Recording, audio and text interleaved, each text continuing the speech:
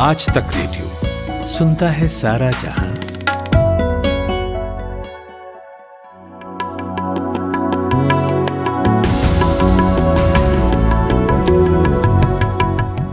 राम राम भैया। 3 ताल, नया हफ्ता, नया बवाल आ गया है। 13 हफ्ते हो गए 3 ताल को शुरू हुए, और इस हफ्ते मेरी ये पुरानी सोच मजबूत हुई कि नायक और खलनायक एक ही व्यक्ति हो सकता है अलग अलग टाइम फ्रेम में। और ये नई बात मेरे भीतर दाखिल हुई कि दोनों की, नायकों और खलनायकों, हीरो और विलन दोनों की सिर्फ एंट्री अहम नहीं होती, एग्जिट भी अहम होता है। जो डूब ना हो तो सुकून से डूबो कि आसपास की लहरों को भी पता न लगे। ये किसी भोले कवि की कोरी सदिच्छा है, उसकी सलाह है। वो चाहता है कि दुनिया ऐसी हो जाए, लेकिन सच ये है कि डूबता हुआ आदमी सबसे ज्यादा शोर मचाता है, और शोर की आवाजें इस हफ्ते अमेरिका से आएंगी। कुलदीप सरदार मेरा नाम है। शुरू करते हैं 3 ताल, नया हफ्ता, नया बवाल। 3 ताल में वेलकम। अरसे बाद आज फिजिकली पहली बार मैंने कमलेश ताऊ को देखा। 20 मार्च के बाद से पाणिनी बाबा को देखा आमने सामने, और पहली बार हम लोग मिले। कमलेश ताऊ कैसे हैं? हफ्ता कैसा बीता? अरे मैं बिल्कुल ठीक हूँ। हफ्ता तो बहुत बढ़िया बीत रहा है, ठंड के मजे ले रहे हैं। और कपकपाती ठंड, दिल्ली की फेमस गानों वाली दिल्ली की सर्दी अपने उफान पर है। एक दिन धूप दिखाने के बाद आज फिर से मैं देख रहा हूँ बाहर बादल छाए हुए हैं, फॉग है, टेम्परेचर नीचे चला गया है। तो बस अपने आप को बचाए हैं। पाणिनी बाबा की जय हो। जय हो, जय हो, जय हो। जनवरी का पहला हफ्ता बीत गया जब अभी हम लोग ये रिकॉर्ड कर रहे हैं, और जब ये सुनने वालों तक पहुंचेगा तब तक 10 दिन बीत चुके होंगे। और उसके 3-4 दिन बाद एक त्योहार होगा जो मेरा बड़ा पसंदीदा है, क्योंकि उसमें चीजें मिलाई जाती हैं। मकर संक्रांति बहुत लोकतांत्रिक शब्द है उसके लिए, बोलचाल की भाषा में। खिचड़ी। मकर संक्रांति से मकर जो है उसके कई मतलब लोग अलग अलग तरीके से निकालते हैं, लेकिन हिंदी में पॉपुलर शब्द है मक्कर।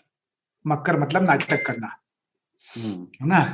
तो मकर को लेके बहुत उत्साहित लोग नहीं है सिवाय राशिफल देखने के, लेकिन इसीलिए एक बहुत बढ़िया नाम उसके लिए, जो बड़ा लोकतांत्रिक शब्द है, नाम है, वो लोगों ने चुना है, और वो है खिचड़ी।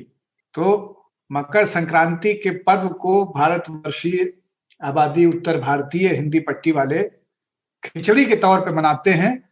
और भाई साहब, खिचड़ी का सबसे बड़ा कौतूहल केवल खिचड़ी नहीं है।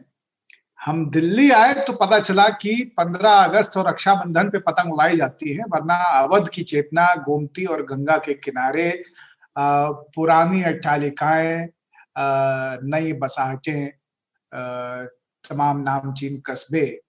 अगर आप उत्तर प्रदेश से हैं, उत्तर प्रदेश से हैं अगर आप, तो आपको पता होना चाहिए कि खिचड़ी का मतलब है पतंगबाजी।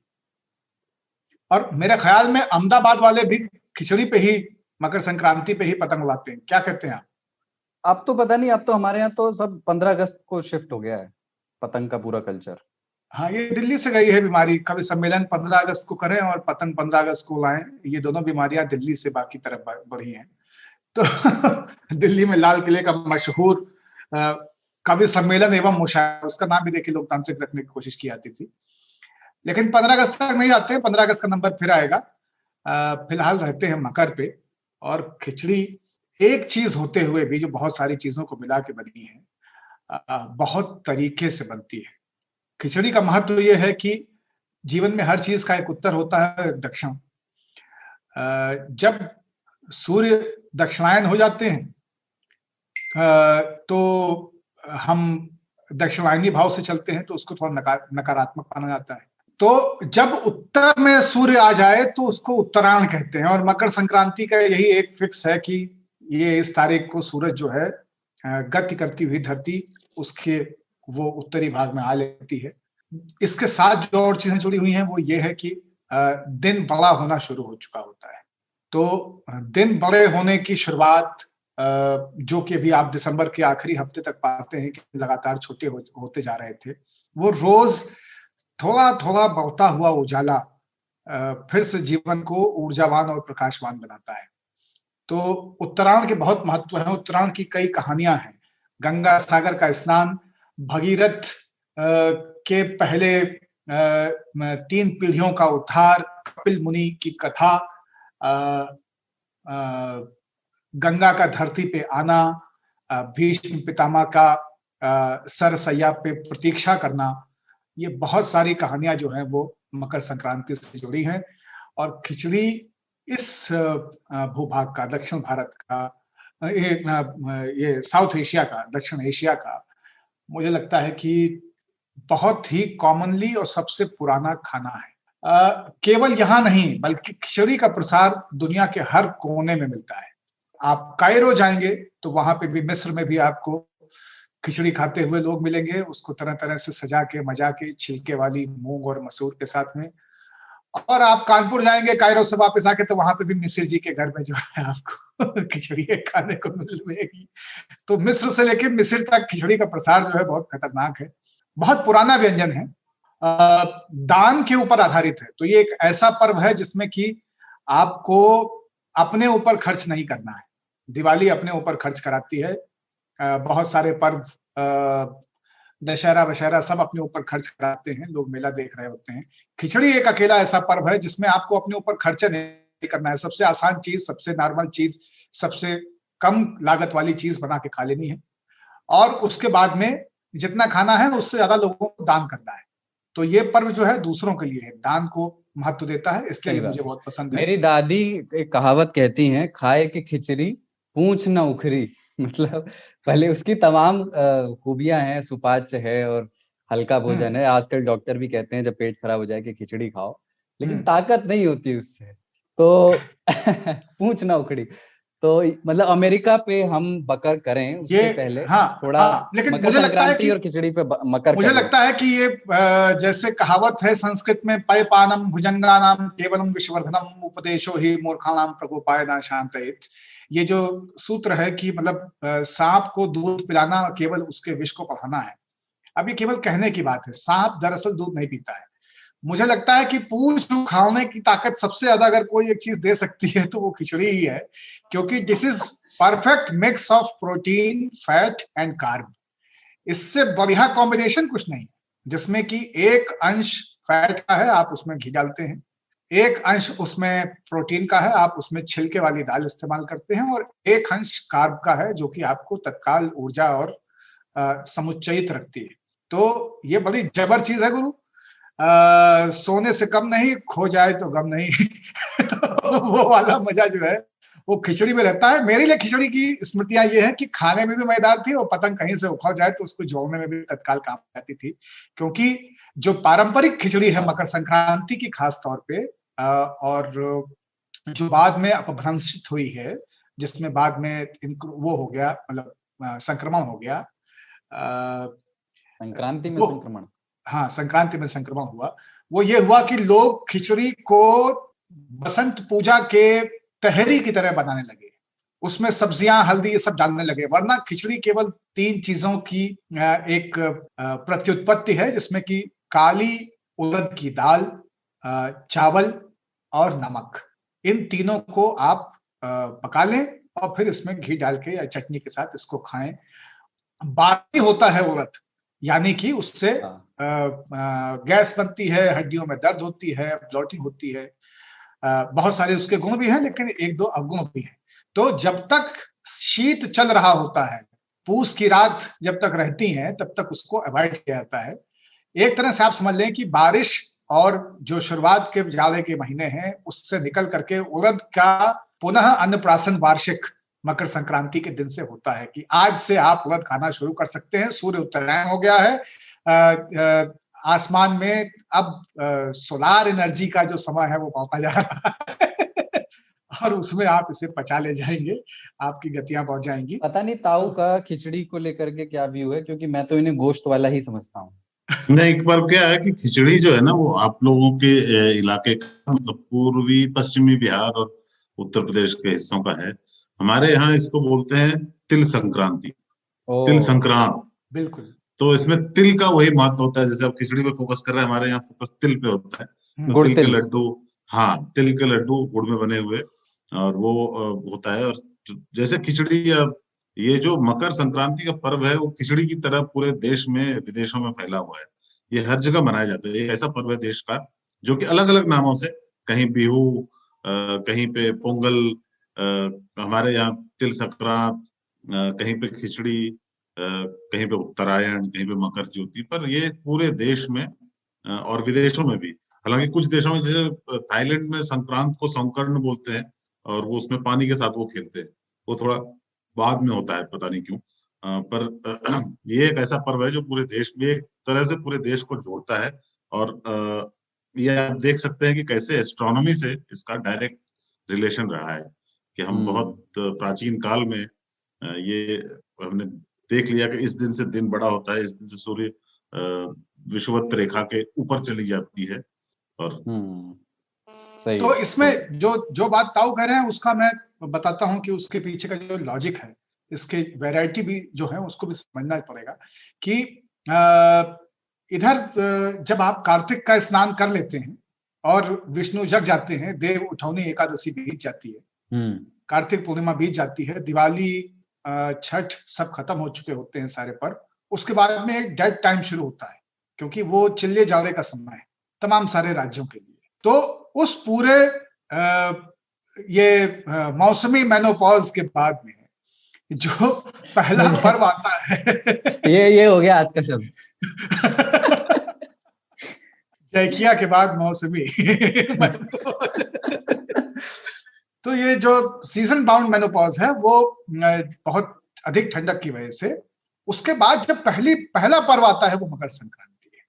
और उस पर्व के समय पे आप सोचिए कि कितनी लाइट, एनर्जेटिक और वार्म शुरुआत है, जिसमें कि शकरकंद जैसा एक कार्ब जो कि बहुत हाई फाइबर है, तिल जैसा एक गर्म पदार्थ जो हड्डियों और गर्माहट दोनों के लिए बहुत जरूरी है और आपके कोलेस्ट्रॉल और हजारों चीजों को व्यवस्थित करता है, जैगरी गुड़ जो आपके पूरे के पूरे पाचन और श्वसन तंत्र के लिए बहुत मुफीद है, वो खिचड़ी खुद में एज अ फूड और उड़द का पुनः आपकी थाली में आगमन। तो और इन सब चीजों के इर्द गिर्द फिर जो बाकी की चीजें हैं उसमें चने का होरा है, उसमें मटरा है, मटर की घुगनी है, उसमें तिलपट्टी है, उसके साथ में मूंगफली है भुनी हुई, मकई का फूटा हुआ लावा है। हालांकि मकई बहुत बाद की एंट्री है हिंदुस्तान की जमीन पर और इसलिए उसका लावा भी बहुत बाद की चीज है। तो इस तरह से आप देखिए कि इसमें चीजें जोड़ती चली जाती हैं और इन्हीं के इर्द गिर्द फिर और बहुत सारे एक्सपेरिमेंट्स हुए हैं। जैसे खिचड़ी, पोंगल, आप देखें कि ये कॉमन अवयव हैं, पदार्थ हैं जो तैयार किए जाते हैं इस पर्व में, लेकिन उसके इर्द गिर्द फिर तरह तरह की वैरायटी है। मुझे उत्तर भारतीय खिचड़ियों से ज्यादा प्रिय दक्षिण की खिचड़ी है पोंगल, जिसमें जो कि गन्ने के रस में पकाया गया दाल और चावल है, जिसमें थोड़ा सा नमक है, बहुत जरा से कपूर है, बहुत जरा सी हींग है और तो मीठा होता होगा फिर? मीठा होता है, लेकिन गन्ने के रस में पके हुए उस खिचड़ी का कोई जवाब नहीं है। उसको टक्कर देती है पश्चिमी उत्तर प्रदेश का रसावल, गन्ने के रस में पका हुआ थोड़ा सा ग्रे टोन लिया हुआ भात, जिसको खाया जाता है मलाई के साथ।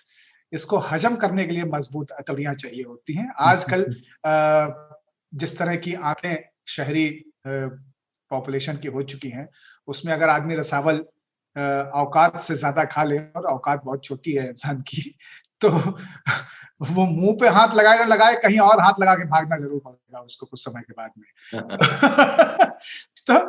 तो लेकिन मकर संक्रांति जो है ना, वो एक तरह से मुझे लगता है कि वो वेलकम बैक वाला है, वो ब्रेक है और उस ब्रेक के बाद आपकी कार्यक्रम में वापसी। जैसे सरदार बीच बीच में 3 ताल में ब्रेक लेते हैं, उसी तरह से है मकर संक्रांति की स्मृतियों के इर्द गिर्द 2-3 और चीजें हैं जिसको कि हमें याद रखना चाहिए।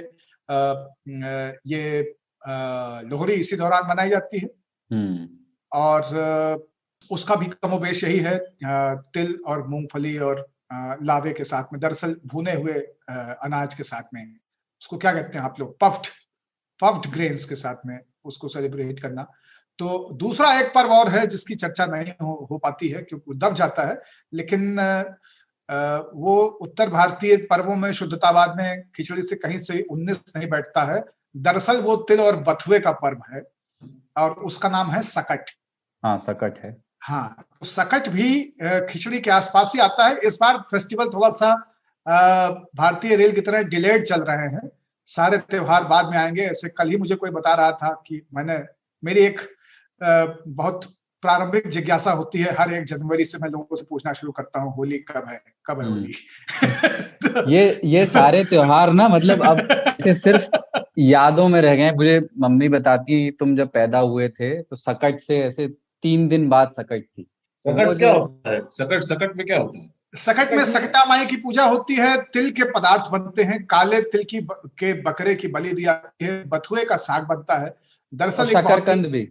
हाँ, और शकरकंद। तो और ये भी दान से बंधा हुआ पर्व है, लोक पर्व है। इसका आपको जिक्र बड़े बड़े ग्रंथों में और संस्कृत पांडित्य वाले संदर्भों में नहीं मिलेगा।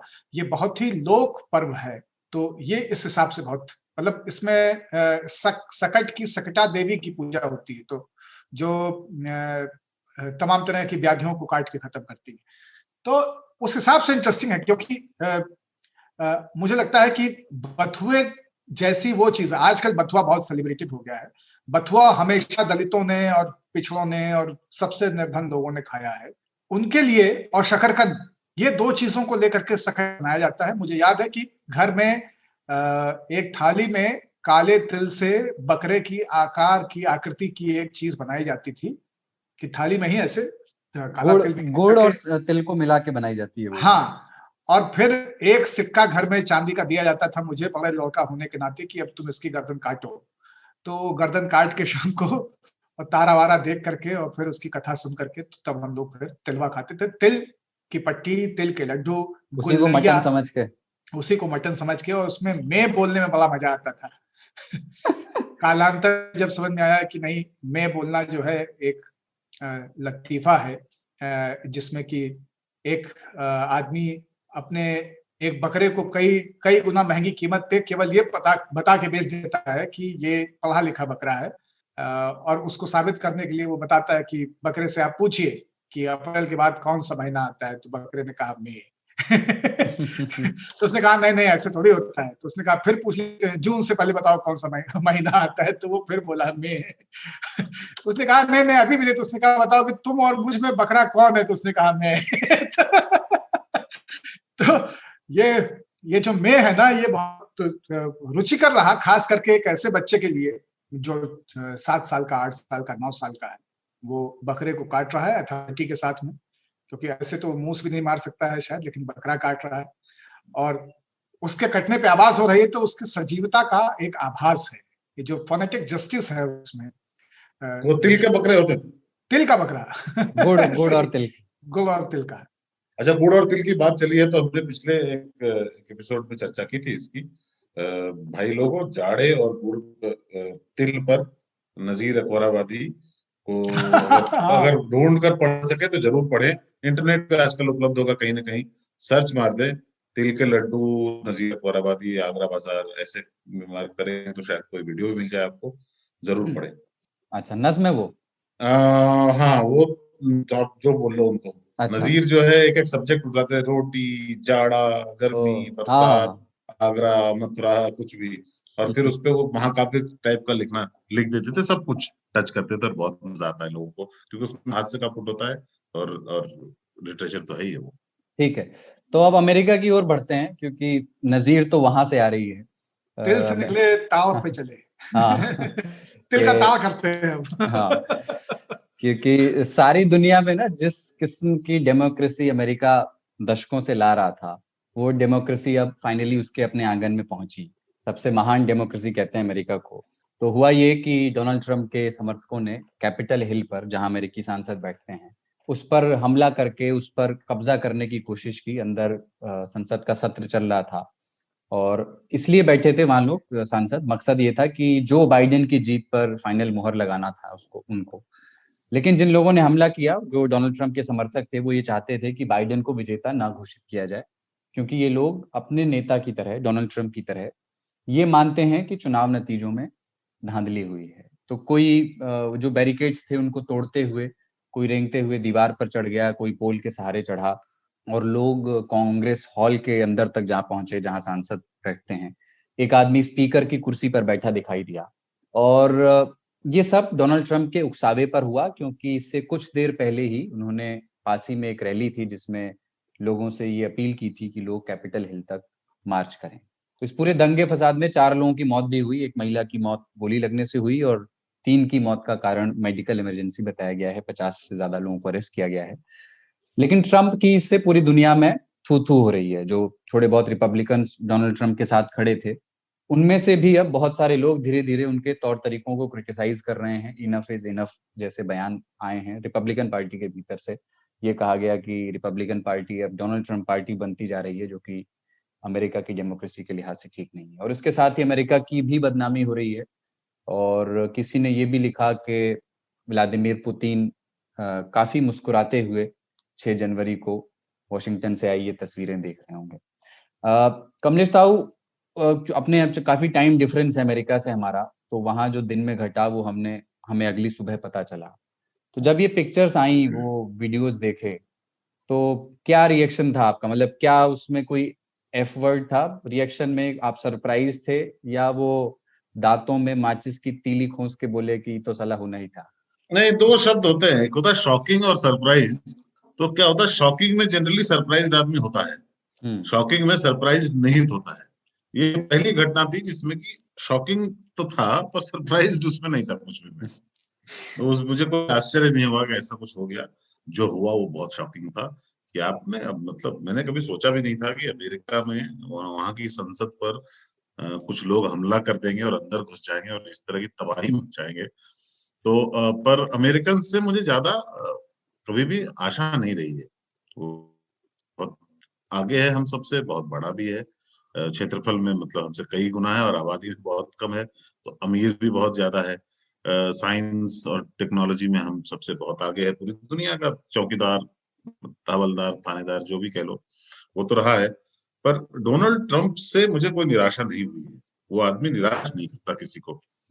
मतलब जवानी में उसने बोला था कि मैं प्रेसिडेंट बनूंगा, एक दिन बन गया, तो उसने निराश नहीं किया, जो बोला था वो कर दिया। अब अमेरिकन ने एक टीवी पर्सनालिटी को अगर आप प्रेसिडेंट बनाओगे तो मनोरंजन की खातिर ही बनाया है ना? आप किसी एक्टर को क्यों आदमी प्रधानमंत्री बना देता है? अगर ऐसा बनाया तो मनोरंजन के लिए बनाया है। तो उसने मनोरंजन भी खूब किया 4 साल। उसको नंबर तो पूरे मिलने ही चाहिए उसके। और मुझे ये लग रहा था कि ये आदमी जाते जाते ना निराश कर रहा है। तो जिस तरह का क्लाइमैक्स उसने दिया है हमको, पूरी दुनिया को और अमेरिकन को, कई सदियों तक याद रखेंगे शायद, क्योंकि ये सदियों बाद हुआ है ना। मतलब 1 सदी के बाद तो हुआ ही। तो इस तरह का मैं नवंबर में इनफैक्ट जब चुनाव के परिणाम आए थे तो मैंने कोई बंदी करी थी जिसका नाम था कि धवल घर मतलब व्हाइट हाउस ना छोड़वे मोरे सैया। मैंने मेलानिया की तरफ से कहा था कि कितना दुख होता होगा आदमी को ना कि अब देखो यार यहाँ से जाना पड़ेगा। और व्हाइट हाउस दुनिया का नंबर 1 रेजिडेंशियल एड्रेस में आप रहते हो। अब ट्रम्प टावर चाहे कितना भी गगनचुंबी क्यों ना हो, व्हाइट हाउस की औकात ही अलग है। तो उसमें मैंने कहा था कि चारों दिशा में सुंदर गार्डन, कौन दिशा से एलन बाइडन, जहां खेलल अपन बैरन उनके बेटे का नाम है, ओइजा खेली उनकर दुश्मन, लावो खंती लाउन खुदावन, आपन हाथ से कोड़बे हो राजा, धवलगर ना छोड़बे हो राजा। हाँ, इसको तो गा देना चाहिए।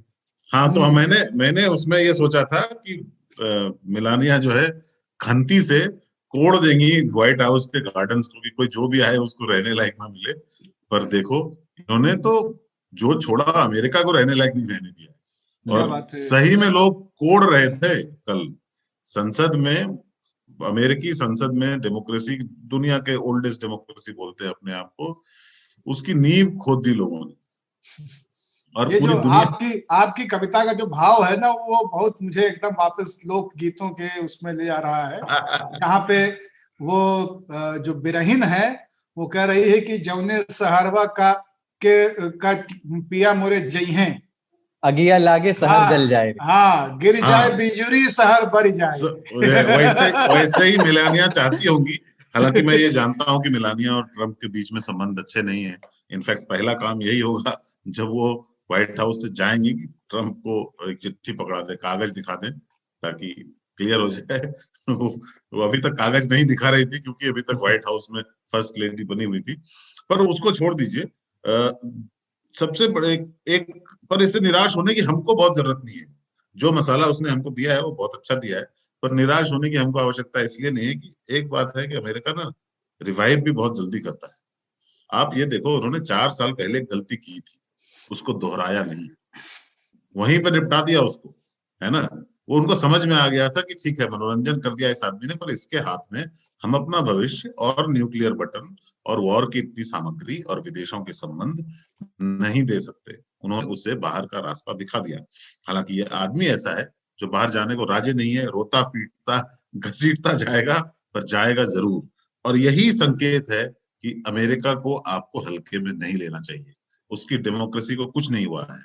ये तो हर डेमोक्रेसी में होता है। देखिए, हमको आश्चर्य इसलिए लगा कि हमारे यहाँ भी संसद का घेराव हुआ है।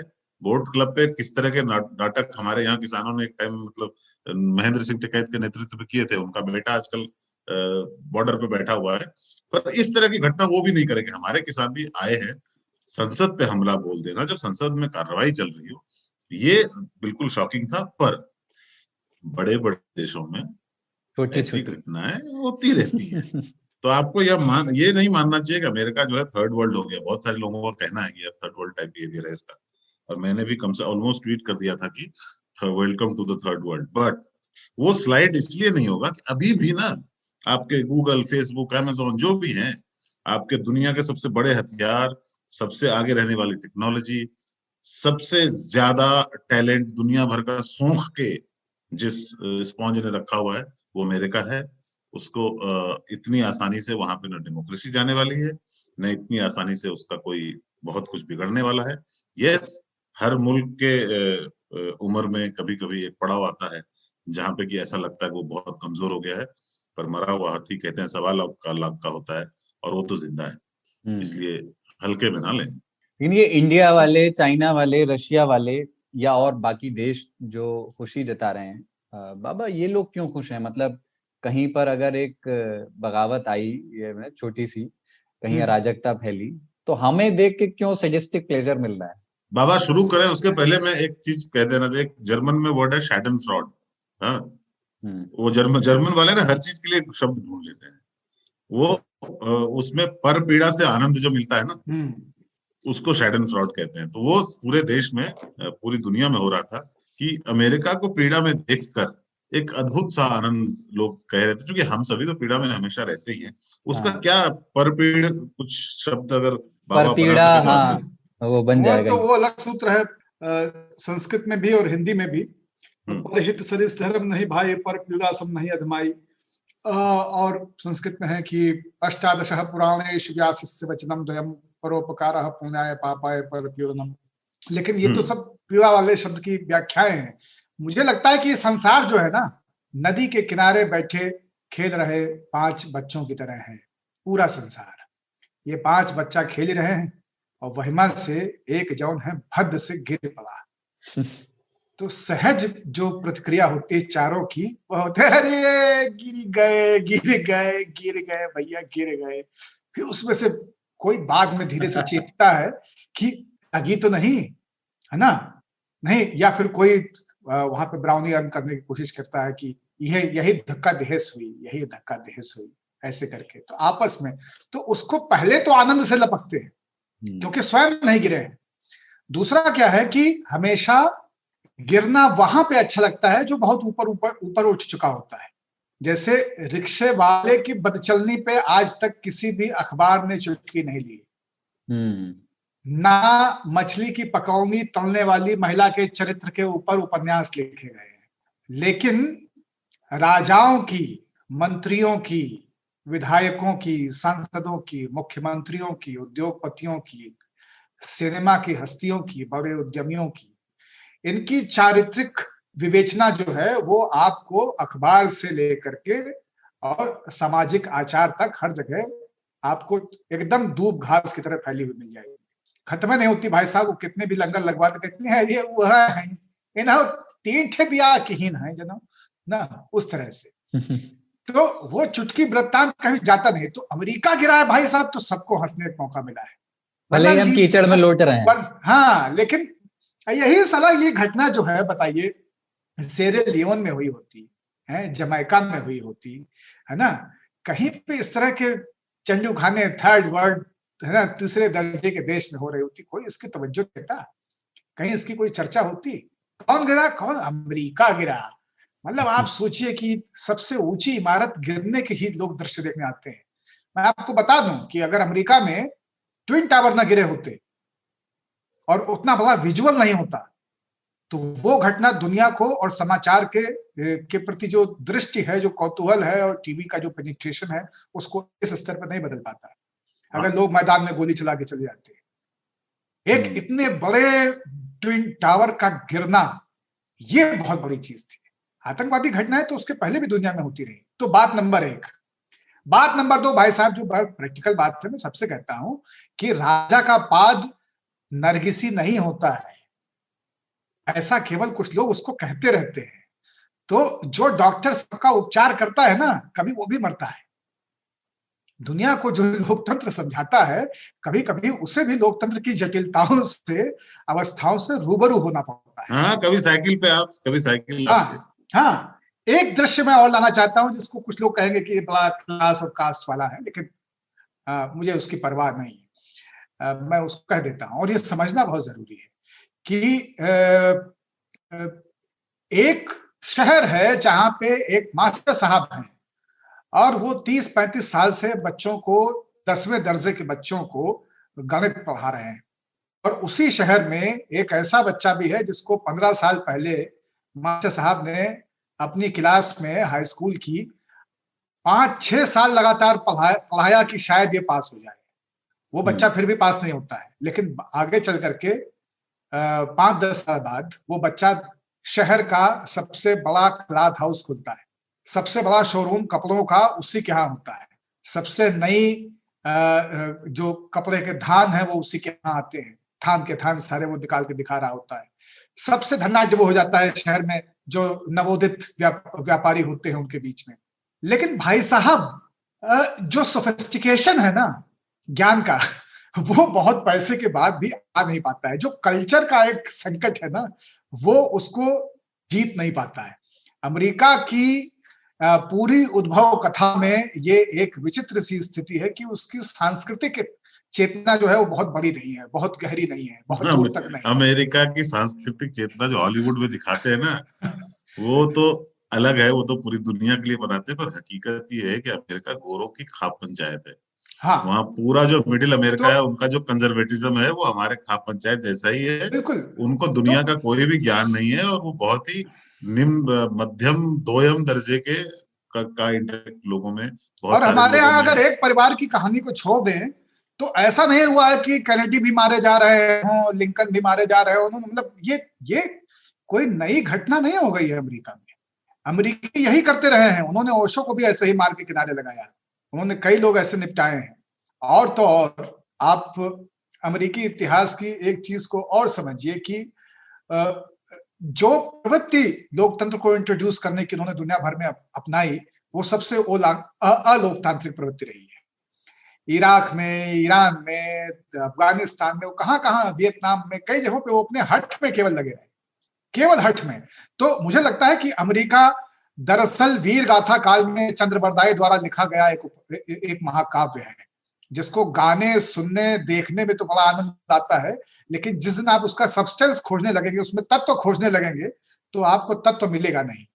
पूरी दुनिया वहाँ उच्च शिक्षा ग्रहण करने जाती है, पूरी दुनिया के बच्चे जाते हैं, लेकिन वहां पे ऐसी हालत है जो आप मतलब मुख्य शहरों को छोड़ दीजिए, बाकी जो एवरेज अमेरिकन होता है, एवरेज इंडियन की समझ बहुत आगे है एवरेज अमेरिकन से। एवरेज अमेरिकन बिल्कुल डम और बहुत ही बेवकूफ सा होता है in terms of general knowledge. उनको ना अपने देश के राज्यों के बारे में पता नहीं होता, दुनिया के तो और मैं समझता हूँ कि अगर कोई देश किसी सिंगल मॉल्ट या बर्बन विस्की को, जिसमें से लकड़ी के कास्क की एक बहुत ही सौंधी सुंदर गंध आती है, उसमें भी अगर कोक मिला के पी सकता है, तो उस देश में लोगों के साथ वाकई कुछ प्रॉब्लम है।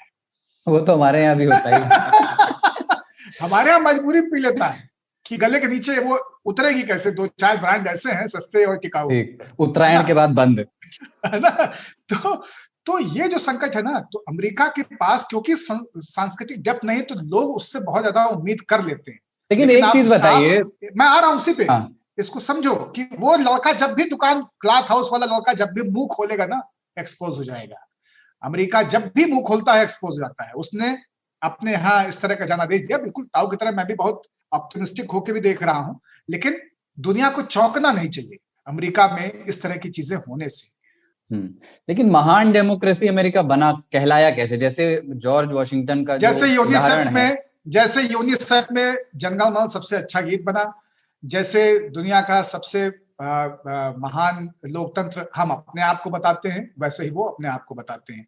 ईरानियों से पूछ लीजिए तो वो कहेंगे कि कहाँ की महानता है। देखिए, ये महानता नहीं है जो स्वयं घोषित की गई हो। आत्म अलंकरण जो है ना, अपनी मूर्ति खुद लगाने वाली जो महानता है, वो अच्छी नहीं है। अगर आपको यूएन ने, यूनिसेफ ने, यूनेस्को ने, यूएनडीपी ने, यूएन वुमेन ने, यूएनएससी ने, इन सब ने आपको महान घोषित कर दिया, इसलिए आप महान हैं, तो ये बहुत चिंता की बात है। और वेस्टर्न डेमोक्रेसीज का लीडर जो है, उसको तो सभी वाह कहेंगे कि आप बहुत अच्छे, आप बहुत अच्छे। उनको कुछ चीजों में बहुत इमीडिएटली परिवर्तन लाना चाहिए। एक उनका उनकी जो चुनाव व्यवस्था है, मतलब अब बहुत पुरानी हो गई है। इतना कंफ्यूजन हर बार होता है। बुश के टाइम में हुआ था, बोर के टाइम में हुआ था, ट्रम्प साहब कर रहे हैं। हिलरी तो जीत चुकी थी। अगर उनके एक तरीके का चुनाव का सिस्टम होता तो ये ट्रम्प जैसी व्यथा उनको झेलनी नहीं पड़ती। पर उनका इलेक्शन का सिस्टम बहुत ही पुरातन टाइप का है और उनको एक सिंपल हिसाब सोच बहुत पुरातन है। हिलरी अगर महिला ना होती तो जीत जाती। हाँ, वो जीत चुकी थी। वो इलेक्टोरल कॉलेज का जो जोड़ घटाव है, उसके चलते सब कंफ्यूज हो जाते हैं। और अभी तो सोचो आप, ये अभी परसों तक जॉर्जिया वोट कर रहा था, कुछ स्टेट वोट किए जा रहे हैं। कोई तो दिन निश्चित तो करो। ऐसा कैसे है कि 3, 4, 6 महीने आप इलेक्शन कर रहे हैं? कई लाख वोट से डोनाल्ड ट्रंप पहले वाले चुनाव में हिलेरी क्लिंटन से पीछे थे, अगर सिर्फ वोटों की गिनती में करें।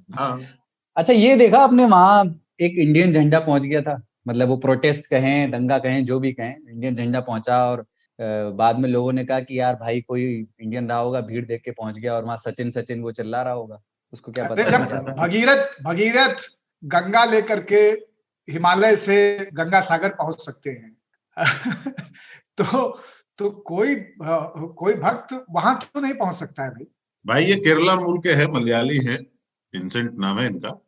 और ये केरला तो हमारा सबसे आगे, केरला मॉडल है हमारा। तो शिक्षा में बहुत आगे, बाहर जाने में भी बहुत आगे, बहुत पहले पहुंच गए, पूरे अमेरिकी हो गए।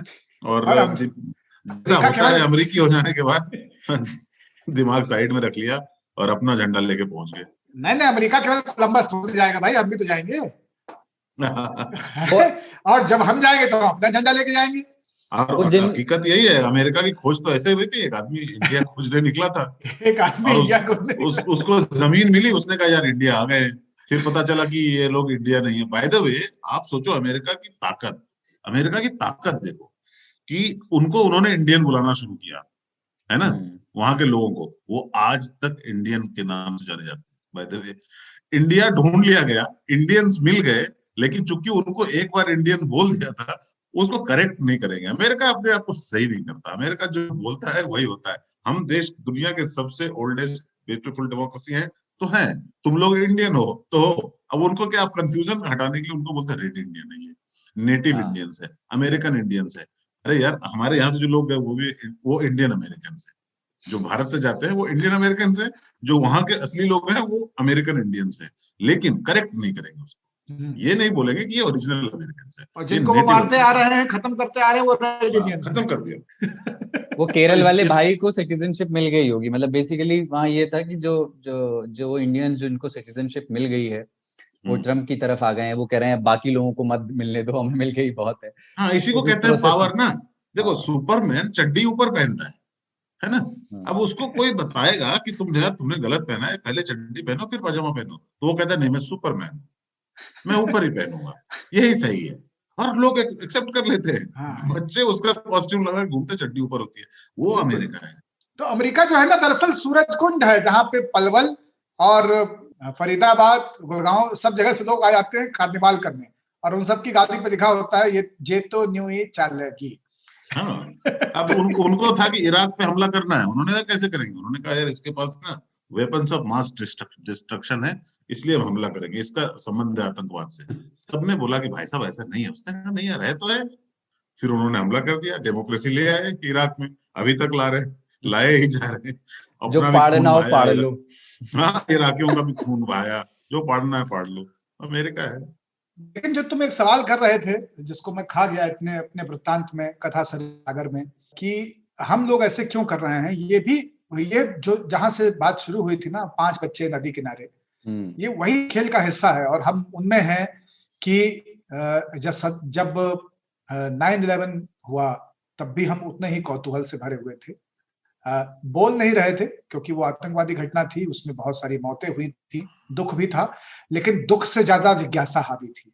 दुख एक ऐसा नकाब होता है जिसको मंटो उतार के फेंकते रहे, लेकिन आदमी उड़े रहता है। ये क्रिमिनल माइंड होता है जो उसकी निटिग्रिटीज में, जो उसकी डिटेलिंग में रस पाता है। तो अरे यार अमेरिका में यह होगा, हाँ यार जानो ऐसे होगा वैसे होगा, फिर उसकी निटिग्रिटीज में आता है पहली लाइन में दुख व्यक्त करके कि अरे यार काका बड़े भले रहे, उनकी सोचा ना रहा उनकी तरह ही हमका खाए पड़ी। अब बस इस लाइन के 2 मिनट बाद बातचीत, मसाला है गुरु, मसाला खियाओ, हमें दही बड़ा नहीं बनवाई है ना, कचौड़ी नहीं, केवल पूरी बनी है, पुलाव बनवा देते हैं, आज को खाते ही सब तला भना तंदूर लगा देते हैं, मिस्सी रोटी हुई जाती। तो बताइए काका की तरह ही जो है वो उसकी परिणति क्या हुई। हम लोगों की एक आदत होती है क्रिमिनल माइंड, हम लोग ऐसी चीजों को देखते हैं। सद्दाम की गिरती हुई मूर्ति, खो से खोद के निकाला रहा गद्दाफी, फांसी के तख्ते पे जा रहा सद्दाम, लादेन का मारे जाने का पूरा एपिसोड, ऐसे कितने ही दृश्य हैं अलग अलग दुनिया के देशों में, अलग अलग जगहों पे हुआ, डायना की मौत, ये सारी चीजें हम इनके डिटेलिंग में हमको बहुत रस मिलता है। और इसलिए अभी भी जो हंसने की, जो रस पाने की, बड़े के साथ कुछ भी होना हमेशा हमको जिज्ञासु बनाता है, आकर्षित करता है। समाचार की जो पूरी पूर्व पीठिका है, जिस भूमिका पे पूरे समाचार की व्यवस्था, पत्रकारिता की व्यवस्था स्थापित है, वो इसी शक्ति के संचार की कहानी है। शक्तिशाली का हर प्रकार का संचार वही समाचार बन करके स्थापित रहता है। इतिहास ऐसे ही लिखे गए, विचार ऐसे ही आगे बढ़े, समाज में सभ्य होने के प्रमाण ऐसे ही बनाए गए, संस्कृतियां इसी तरह की चीजों पे बुन के आपके ऊपर लाद दी गई, सबसे बेहतर होने के प्रमाण पत्र ऐसे ही बांटे गए, और समाचार भी ऐसे ही बनता है। मोदी जी पानी पीते हैं नवरात्र में, ये खबर है, जबकि सब जानते हैं कि नवरात्र में स्टील के गिलास में पानी पिया जाता है, कांच वहां से थोड़ा बचा जाता है, खाया वाया नहीं जाता, सबको पता है। सोनिया जी इलाज कराने अमेरिका गई, ये खबर है, जबकि इलाज कराने हजारों लोग, लाखों लोग हर महीने, हर साल इस देश से अमेरिका जाते ही जाते हैं। कितने लोग इलाज कराने जाते हैं। तो समर्थ ही समाचार है, और इंडियंस ही इलाज करते हैं उनका वैसे। और एक बात मैं एक डर जाहिर कर देना चाहता हूँ यहाँ पे, कि अमेरिका में जो कुछ होता है वो कभी कभी दुनिया को इंस्पायर करता है। मैं उससे डरता भी हूँ कि वो ऐसी चीजें इंस्पायर ना करे। वो अमेरिका से जीन्स ही नहीं आई है, बहुत सारी कल्चरल चीजें आ गई हैं। और हमारे यहाँ भी चुनाव होने वाले हैं राज्यों के, बहुत सारे देश हैं हमारे पड़ोस में। अब अफ्रीका में ऐसा पहले होता आया, बहुत सारे देशों में, एशिया में भी होता आया है कि सरकार बदल गई पर जो सत्ता में है वो हस्तांतरण नहीं करना चाहता सत्ता का। तो इस तरह की घटनाएं अगर पार्टी के लोग यूं ही चढ़ बैठेंगे तो उसका कहीं फिर से वो दोहराया नहीं जाए। मैं तो बस ये मुझे डर है कि इससे कुछ कॉपी कैट इवेंट्स दुनिया में हो सकते हैं। एक सूत्र है इसके लिए गीता में, मेरे ख्याल से, मैं भी देखने की कोशिश कर रहा था, मिल नहीं रहा मुझे, लेकिन गीता में 3रे अध्याय में ही, जो कर्मयोग के ऊपर है, उसमें एक सूत्र है, यद्यदाचरति श्रेष्ठः तत्र देवे तरो जना सा यत् प्रमाणम कुरुते लोकस्तदनुवर्तते। जो श्रेष्ठ लोग, और श्रेष्ठ की परिभाषाएं हमेशा शक्ति के अनुरूप होती हैं। श्रेष्ठ लोग समाज में जैसा आचरण करते हैं, जैसा व्यवहार करते हैं, वही परिपाटी बनता है। सा यत् प्रमाणम कुरुते, वो प्रमाणित करते चलते हैं, लोकस्तदनुवर्तते, लोक यानी बाकी दुनिया उसको उसी के अनुसार बरतते चलते हैं। जो ताऊ कह रहे हैं ना, उसके लिए श्रीमद् भगवत गीता में सूत्र पहले लिख दिया गया था कि आज इसके ऊपर बात होगी। और मुझे लगता नहीं कि गीता कोई ऐसे समझाएगा 3 ताल के पॉडकास्ट में। बाल गंगाधर तिलक से लेके जनक कृष्णमूर्ति तक बहुत तरीके से गीता समझाएगी। जो ये सूत्र याद है ना, और जो स्कूल में पढ़े हुए सूत्र श्लोक भी याद है, उससे इस 3 ताल को बहुत फायदा मिलता है, क्योंकि 3 ताल में हम इंग्लिश और हिंदी का मिक्स करके किसी तरह से हम बोल पाते हैं। आप जो संस्कृत का पुट डालते हैं और तो ऑथेंटिक हो जाता है। हाँ, भक्त भी कॉम्प्लेक्स में आ जाते हैं कि इनको पहले कैसे तो बाबा ऊपर से संस्कृत बोलते हैं। अमेरिका पे और आगे आज लंबी बात होनी, क्योंकि आज टॉपिक अमेरिका ही है, तो एक ब्रेक ले लेते हैं यहाँ पे, क्योंकि आगे उन जोक्स मुझे बात करनी है, बड़ा मन है, जो ताऊ के पास भी होंगे, ट्विटर पे वो एक्टिव रहते हैं, सबसे अच्छे जोक्स इस पूरे मसले पे क्या क्या है, और बाद में थोड़ी सी और गंभीर बातें भी करेंगे। लेकिन एक बिजार स्टोरी अभी, और बिजार स्टोरी ये है कि कर्नाटक के चिकमंगलुरु में एक आदमी शादी में गेस्ट बनकर गया था, लेकिन दूल्हा बनकर लौटा। हुआ ये कि पीने गए थे चल के, लाए गए उठा के। तो शादी में जब सब लोग पहुंचे तो मालूम हुआ कि साहब दूल्हा ही गायब हो गया है। तो ये हुआ था कि दूल्हे की जो गर्लफ्रेंड थी उसने धमकी दी थी कि अगर उसने शादी कर ली इस लड़की से तो वो जहर खा करके जान दे देगी। तो दूल्हा जो है वो डर गया, नवीन नाम था उसका, तो वो वेडिंग हॉल से भाग गया और दुल्हन जो है रोने लगी, सिंधु नाम है उनका। फिर दुल्हन के घर वालों को ये अनूठा आइडिया आया कि क्यों ना गेस्ट में से, जब इतना इंतजाम हो गया है, खर्चा वर्चा हो गया है, तो गेस्ट में से ही एक सूटेबल दूल्हा खोजा जाए। तो चंद्रप्पा नाम का एक लड़का जो पेशे से सरकारी बसों में कंडक्टर है, वहाँ कर्नाटक की जो सरकारी ट्रांसपोर्ट कॉर्पोरेशन है उसमें, वो राजी हो गया सिंधु से शादी करने को, और चंदू और सिंधु की शादी हो गई। ये पिछली बार मुझे याद है बाबा ने शायद बताया था कि हमारे यहाँ के लोग ऐसे हैं कि डेटॉल की शीशी फूट जाए तो हाथ काट लेते। अच्छा, तो ये इंतजाम अच्छा है कि चलो मंडप का खर्चा तो बहुत होता है शादी में। कैडबरीज का एक विज्ञापन है कि एक चॉकलेट का डिब्बा खरीद करके कुछ लोग मैच देख रहे हैं, और जिस टीम की पैरवी वो कर रहे हैं वो टीम हार जाती है और सब बहुत मायूस हो जाते हैं।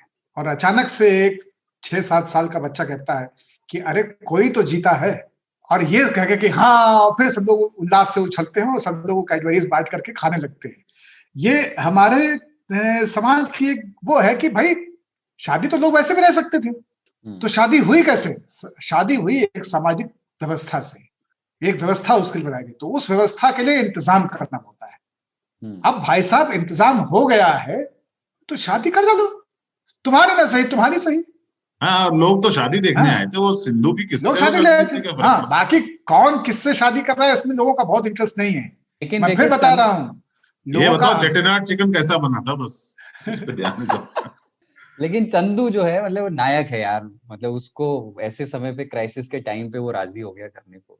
चंदू और सिंधु कितना फोनेटिक जस्टिस हुआ है देखिए आप। हाँ, नवीन तो कहीं फिट भी नहीं हो रहा था इसमें। हाँ, नवीन सिंधु तो बहुत ही मतलब किसी पंजाब यूनिवर्सिटी से एकदम नए नवोदित कवि जैसा नाम है, उसमें मजा नहीं आ रहा था। चंदू और सिंधु, बंटी और बबली, है ना, हीरा और पन्ना, उस तरह से है, बड़ा फोनेटिक जस्टिस है।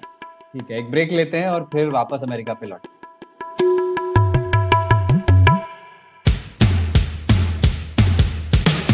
आज तक रेडियो, aajtak.in/radio, ये हमारा पता है, लेकिन हम आपके पसंदीदा ऑडियो प्लेटफॉर्म्स पर भी हैं।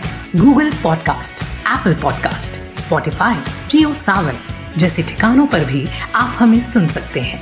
और अगर YouTube आपकी पसंदीदा जगह है तो वहां पर भी हमें सब्सक्राइब कीजिए। आज तक रेडियो, सुनता है सारा जहां। आप सुन रहे हैं आज तक रेडियो।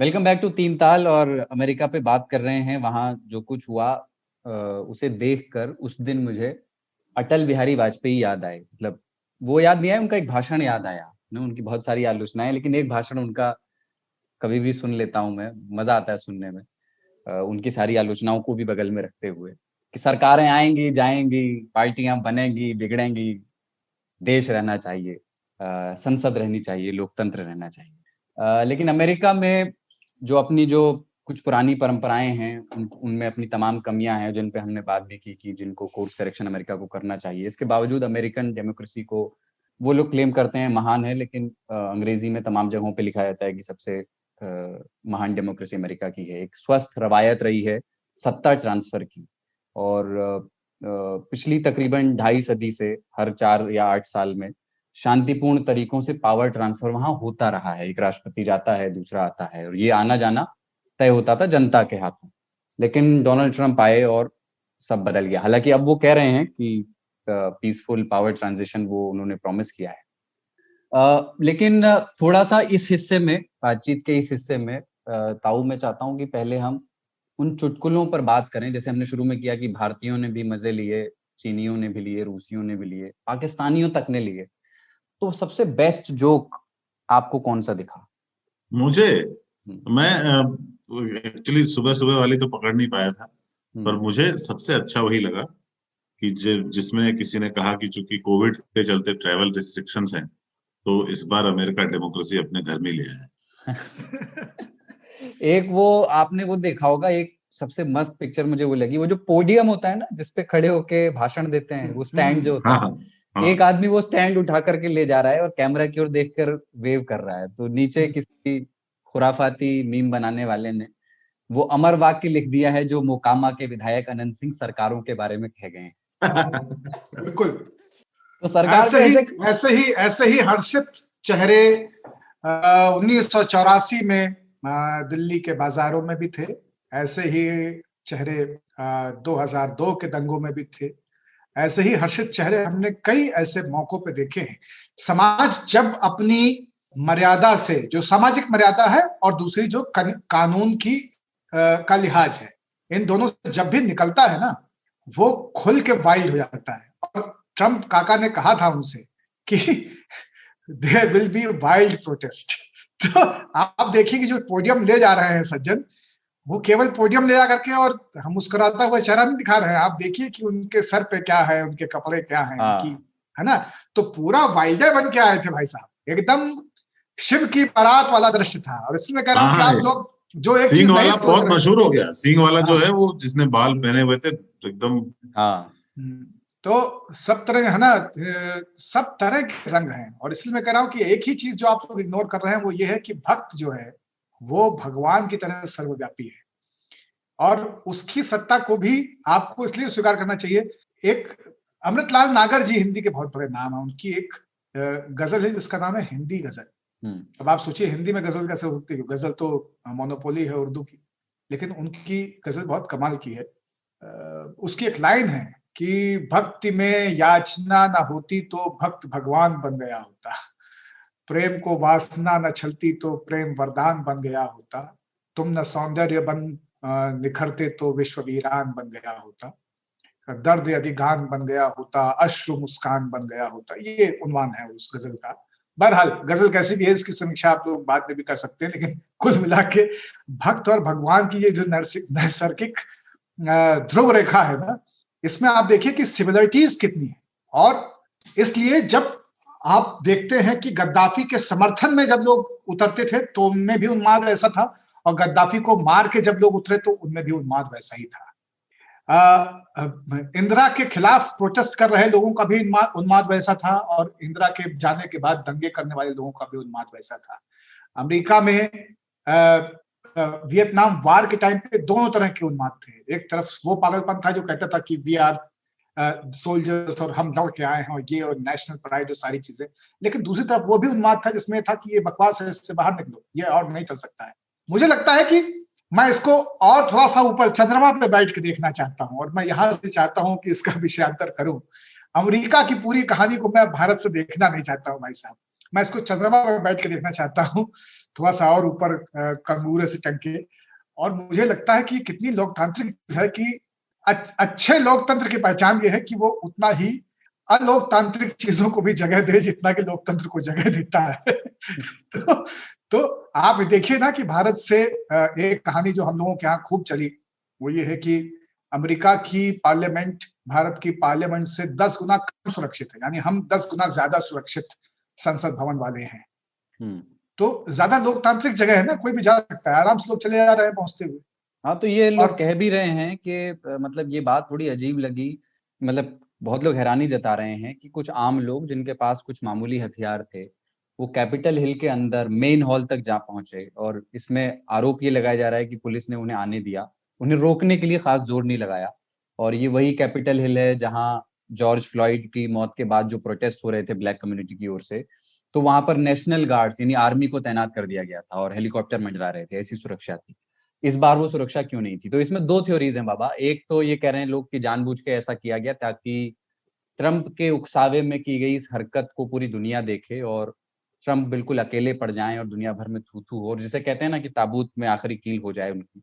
और दूसरा ये कि प्रदर्शन करने वालों में ज्यादातर वाइट लोग थे, सफेद चमड़ी के लोग थे, इसलिए वहां जो सिक्योरिटी गार्ड्स मौजूद थे वो आक्रामक नहीं थे, बल्कि कुछ विजुअल्स में ये दिखा कि वो प्रेम से उन्हें एस्कॉर्ट करते हुए, जब बाहर निकाल रहे थे उनको, तो आराम से उनको एस्कॉर्ट करते हुए वहां से बाहर निकालते हुए लिए गए। एक आध विजुअल में हालांकि हिंसा भी हुई है, धक्का मुक्की भी हुई है और लोगों की जान भी गई है। तो ये थ्योरीज भी चल रही हैं। बिल्कुल, दोनों ही थ्योरीज के ऊपर खूब बात हुई है और लोग कह रहे हैं, मतलब मुझे तो ये लगता है कि भाई जब आप की सरकार है, आप ही राजा हैं और आप ही प्रदर्शनकारी हैं, तो फिर बीच में कोई क्या ही कर पाएगा बहुत ज्यादा। नहीं, तो लेकिन अगर ये इस पे थोड़ा बात करनी चाहिए कि अगर वो प्रोटेस्टर्स अगर अश्वेत होते तो हाँ। ये बात बार बार उठ रही है, कुछ लोग ये भी कर रहे हैं, लेकिन मुझे लगता है कि ये भी एक तरह का फोबिया है जिसमें कि ये कुछ रिपीटेड हर बार उभर आती है कि क्या ये प्रदर्शन केवल महिलाओं का होता, सोचिए कि ये सब केवल मुसलमान होते, सोचिए कि ये सब केवल ब्लैक होते। अरे सब ब्लैक क्यों होते, आप ये भी तो कभी बताइए ना। ट्रंप तो ब्लैक्स के खिलाफ खड़ा रहा, उनके बीच में ट्रंप को देखकर इतना हेट्रेड बनता गया, तो ब्लैक क्यों होते, ये सवाल ही क्यों आना चाहिए। राम मंदिर के आंदोलन में सोचिए कि ये फलाने ऐसे होते, ढिमकाने ऐसे होते। नहीं, वो ये कह रहे हैं कि वही जो पुलिस कर्मी की हत्या के बाद जो प्रोटेस्ट हुए ब्लैक हो सकते थे अगर ट्रंप अभी भी इस जनादेश के बावजूद राष्ट्रपति बन के वहां बैठे रहते, तो हो सकता है कि फिर किसी अगली, जब ब्लैक्स के ऊपर अटैक जैसे भी पिछले, और इस प्रदर्शन में ब्लैक्स भी थे, मैंने ब्लैक्स देखे। मैंने एक इंडियन तो खैर मशहूर ही हो गया, उसने कहा कि 10 लोग थे हम लोग। इसमें मेक्सिकन लोग भी थे बाय द वे। एक आदमी को मैंने देखा बोलते हुए, वो मेक्सिकन रिफ्यूजी था और मेक्सिको के लिए ही दीवार बनाने वाले थे ट्रम्प। तो वो दीवार कूद के जो 3-4 लोग जाते हुए दिख रहे थे, उनमें वो भी था क्या?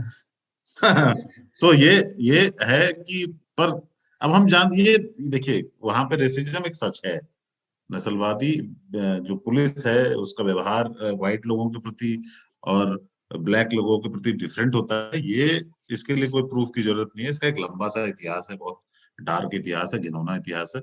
पर इस बार ऐसा हुआ या नहीं, हो सकता है वो थोड़े से आउटनंबर भी हो गए थे उस टाइम में, उन्होंने सोचा नहीं था कि ऐसा कुछ। ये इतना ध्यान रखना कि जब पिछली बार नेशनल गार्ड्स बुलाया था डोनाल्ड ट्रंप ने, तो उसमें यह था कि वो बहुत ही वायलेंट प्रोटेस्ट हो रहे थे सब जगह, तो वायलेंस का एक डर था। ट्रंप के सपोर्टर से लोग, उनको शायद ये नहीं लगा हो कि वो ऐसा कर देंगे, वो संसद पे चढ़ाई कर देंगे। उन्होंने ये सोचा हो कि प्रदर्शन करेंगे जैसे पिछली बार कई शहरों में कर रहे हैं वो ट्रंप के लोग, जो ट्रंप के समर्थक हैं।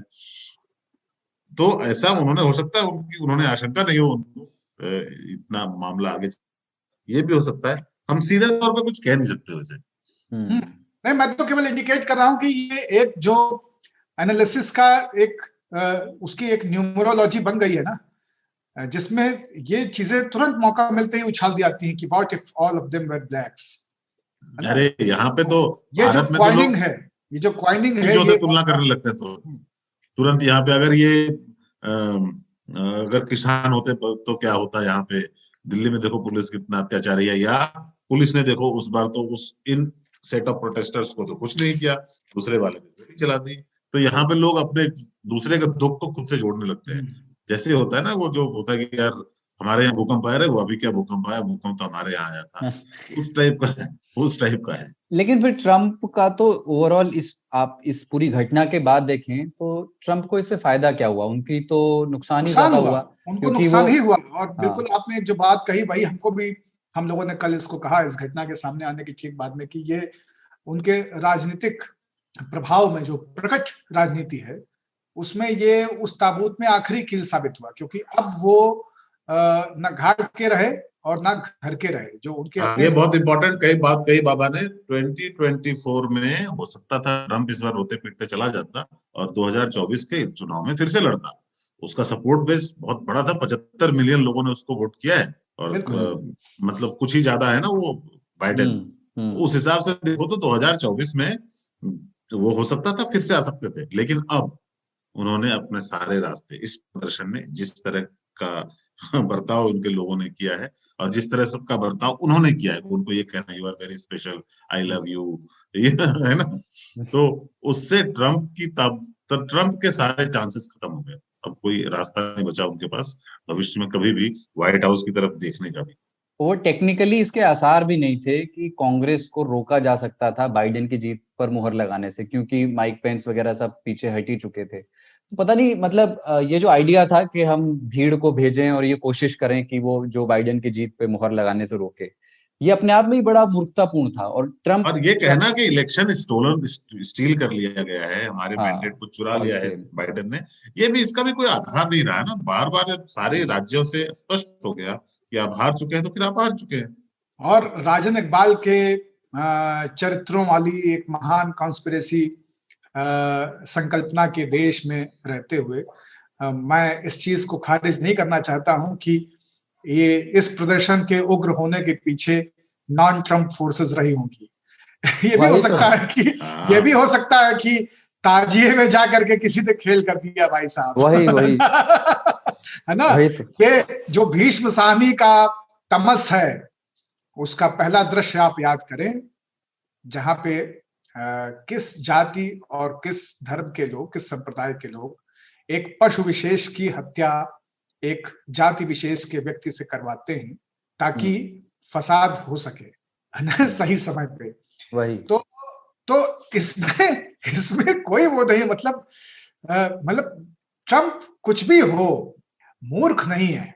हाँ, वही तो ये जो घटना है ये बहुत मूर्खतापूर्ण है। लेकिन बेचारों के पास विकल्प भी नहीं था ना। ऐसा कोई वायलेंस भी नहीं बचा है कि इसको देख के लगे कि हाँ वायलेंस हुआ है। मतलब हम तो बहुत दुखी भी हैं इस बात से। मुझे कई बार ये लगता है कि कितनी गंदी सोच है ये।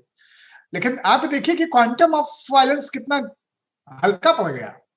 अभी हमारे यहाँ आप लोगों को इतना मौका दे दिए, उसके बाद आप देखिए भाई साहब, पार्लियामेंट के सोफा जो है ना, आपको जो कुर्सियां हैं वो घरों में मिलेंगी। ये वो देश है जहां पे शिवपुरी, श्योपुर, ग्वालियर, मुरैना, इस इलाके में अगर आप घूम आए तो कितने ही पुराने मध्यकालीन और ये आपके गुप्तकालीन या और उससे पीछे के तमाम सारे मंदिरों, महलों, भवनों की उनके जो खंभे हैं, उनकी जो धन्नियां हैं, उनकी जो कार्विंग्स हैं, उससे लोगों ने अपने घर की जगत बना रखी है। उठा ले गए, पुराना मंदिर है तो ले चलो, ये तो और सुंदर है, वहां ले चलो, है ना। कहें ये गुरु जबर रही, यही धर दो। द्वार पे एक रोका होता है और बड़ा सा द्वार होता है घरों, भारतीय, उत्तर भारतीय घरों में, गांव में। अमेरिकी ना लूटपाट करते तो नाइकी के जूते ज्यादा लूटते, उनको समझ में भी नहीं आया और ये सब क्या चीजें यहाँ रखी हुई। तो ये बहुत डिसअपॉइंटिंग था। इतनी सारी चीजें वहां पे थी, वो मतलब पोडियम घर तक नहीं पहुंचा होगा जो वो पोडियम लेके टहल, है ना। हमारे यहाँ भाई साहब हम लोग रेलवे का बल्ब खोल ले जाते हैं।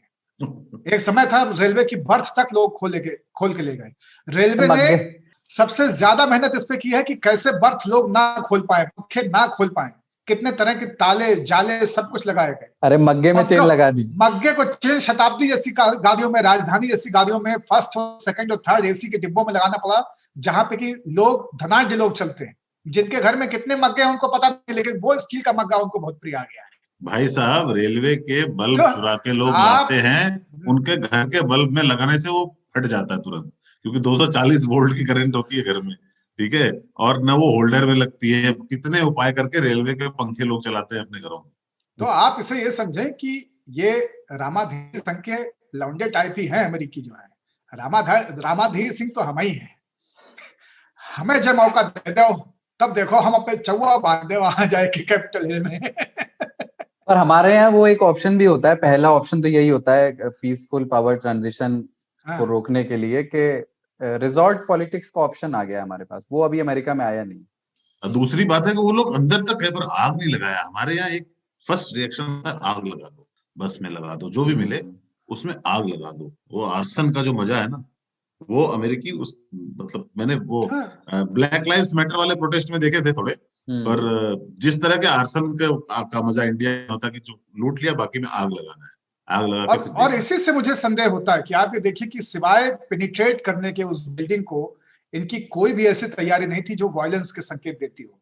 कोई आगजनी नहीं है, कोई उस तरह की बृहद तोड़फोड़ नहीं है, कोई लूट नहीं है। जबकि अगर ये पूरी तरह से मॉब प्रिपरेशन के साथ में आते तो ये पूरा बंदोबस्त करके आते, और पूरी तैयारी के साथ में आते। जिस देश में आप असॉल्ट राइफल वॉलमार्ट में मतलब किराए की बिग बाजार टाइप की दुकानों में खरीद सकते हो, हथियार भी नहीं थे लोगों के पास। पुलिस भी हाँ, पेपर स्प्रे यूज कर रही थी, वो भी धक्का मुक्की कर रहे थे, पर उनके पास तो अगर युवा वहां के चाहें तो वो तो आर्मी है, उनके पास आप मशीन गन खरीद सकते हैं उसी देश में, उसी परचून की प्रांत दुकान से। में कितने संगीत समारोहों में, स्कूलों के बाहर एंट्री और एग्जिट के टाइम पे लोगों ने गोलियां चलाई हैं, हिंसा की है। तो ये भीड़ दरअसल अति उत्साह में या किसी एक ट्रिगर विशेष पे एक जगह पे उन्मत्तता की सीमा को पार करके इन्होंने ये करना चूज किया। और ये जो भारत और पाकिस्तान और तमाम सारे देश इस वक्त उनको या चाइना वाइना जिस तरह का लेक्चर दे रहे हैं या जिस तरह से उसकी मजे ले रहे हैं, उसमें यही है कि उनको लगता है कि वो, मतलब मुझे लगता है कि ये रामाधीर सिंह अपने बेटे से कह रहे हैं कि तुमसे ना हो पाएगा, बहुत कच्चा तुम खेले। और एक चीज हमको हमेशा याद रखना चाहिए कि ये सारे लोग ये समझते हैं वो देशभक्त हैं, और वह देश को बचा रहे थे, अमेरिका और उसकी डेमोक्रेसी को बचाने गए थे वहां पे, तो उनके अंदर वो पैशन था। वो मूर्ख आप उनको कह सकते हो, वो एक्चुअली में देशभक्त नहीं है, पर ये देशभक्त लोग बहुत गलतियां कर देते हैं सारे देश में, हमको भी सीखना चाहिए। कभी कभी देशभक्ति में लोग बेवकूफियां करते हैं। वैसे ही वहां पे वो सारे बच्चे जो हैं, जो ज्यादातर वहां पे युवा ही थे, वो सब अपने आप को बहुत बड़ा देशभक्त मानते हैं। वो तो ये समझ रहे थे कि अमेरिका को हम गर्त से निकाल रहे हैं जहां पे कि उसको ढकेल दिया गया है। तो आप ये ध्यान रखना, देशभक्तों को सावधान होना चाहिए कि देशभक्ति आपकी असली वाली है कि इन जैसी बेवकूफाना देशभक्ति है, जिसमें कि आप अपने ही देश के संसद पे चढ़ाई कर देते हैं क्योंकि आपको देश बचाना है। जैसे इनकलाब लाने लोग निकलते हैं ना, गर्मियों में खराब हो रहे होते हैं, तो वो है। अच्छा, ये सोशल मीडिया का रोल पे थोड़ी बात करते हैं कि मतलब फेसबुक ने फाइनली 2 हफ्तों के लिए, जब तक का उनका कार्यकाल और बचा हुआ है डोनाल्ड ट्रम्प का, जब तक पीसफुल ट्रांजिशन नहीं हो जाता तब तक के लिए ट्रम्प का फेसबुक और इंस्टाग्राम अकाउंट सस्पेंड कर दिया है मार्क ज़करबर्ग ने। ट्विटर पे अभी हालांकि वो आ गए हैं, लेकिन बहुत लोग ये कह रहे हैं कि ये जो पूरी एक इस तरह की जो राजनीति शुरू हुई है जिसमें हथियारबंद समर्थक हैं और जो संसद तक पर हमला करने के लिए तैयार हैं, इनको पालने पोसने में सोशल मीडिया की बड़ी भूमिका रही है।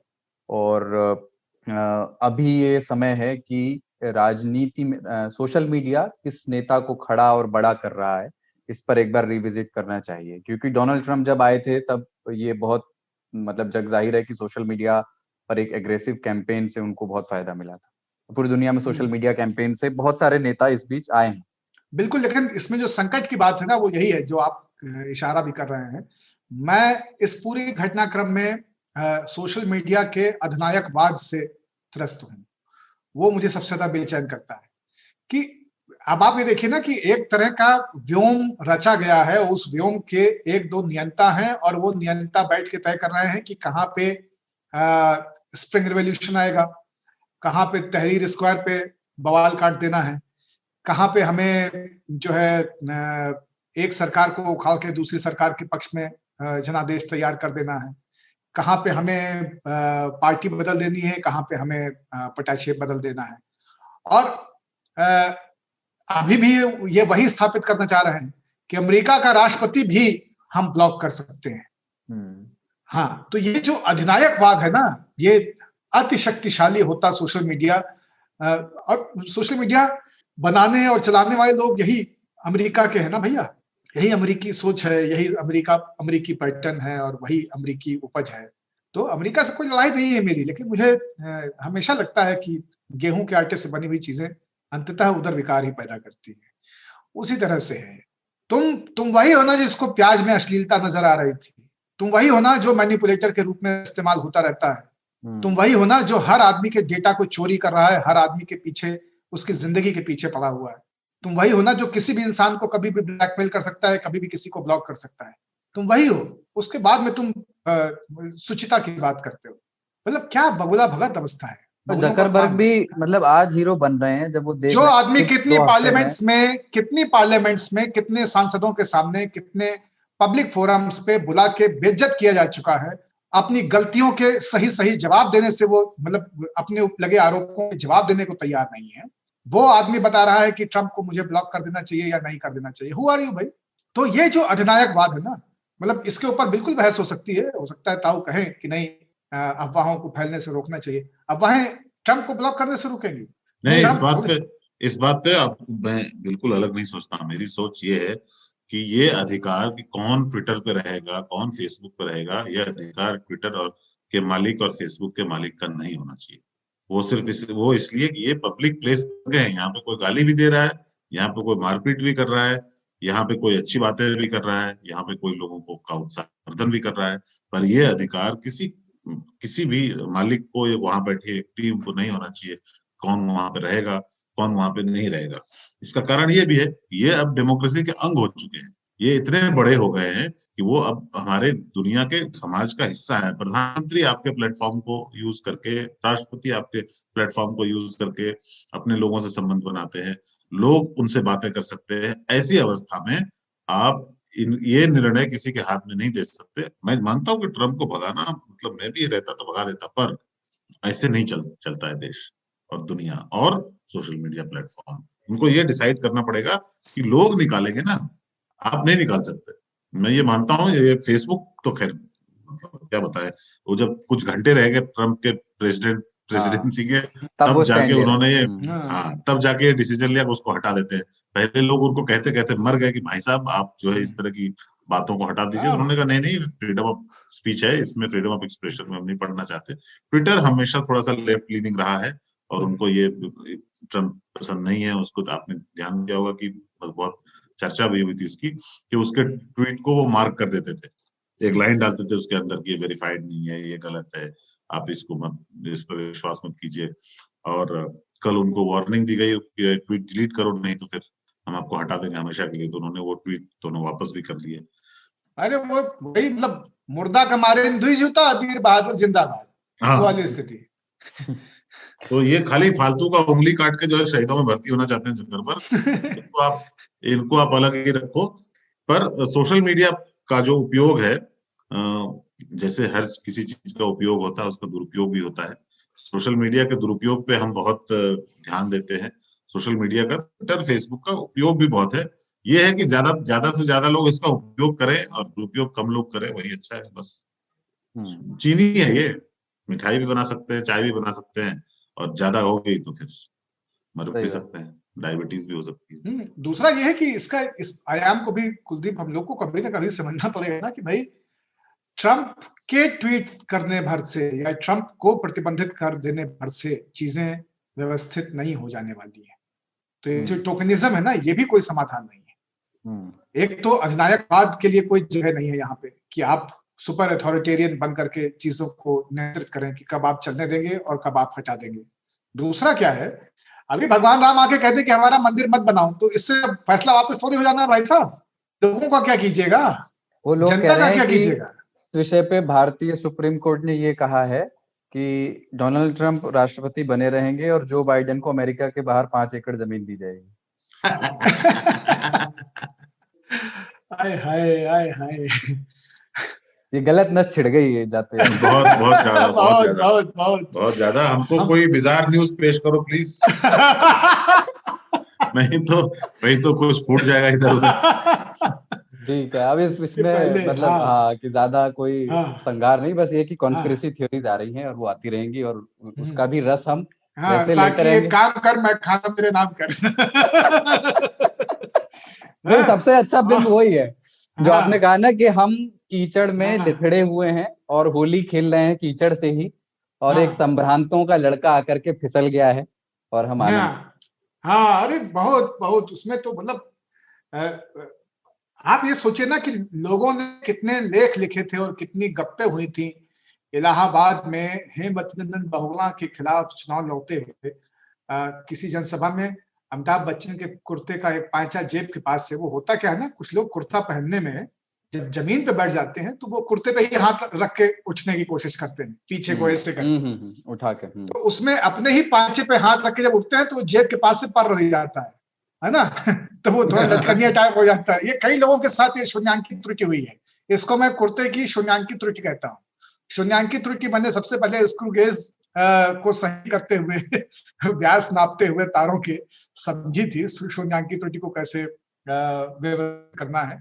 ठीक है, अब बिजार स्टोरी ले लेते हैं।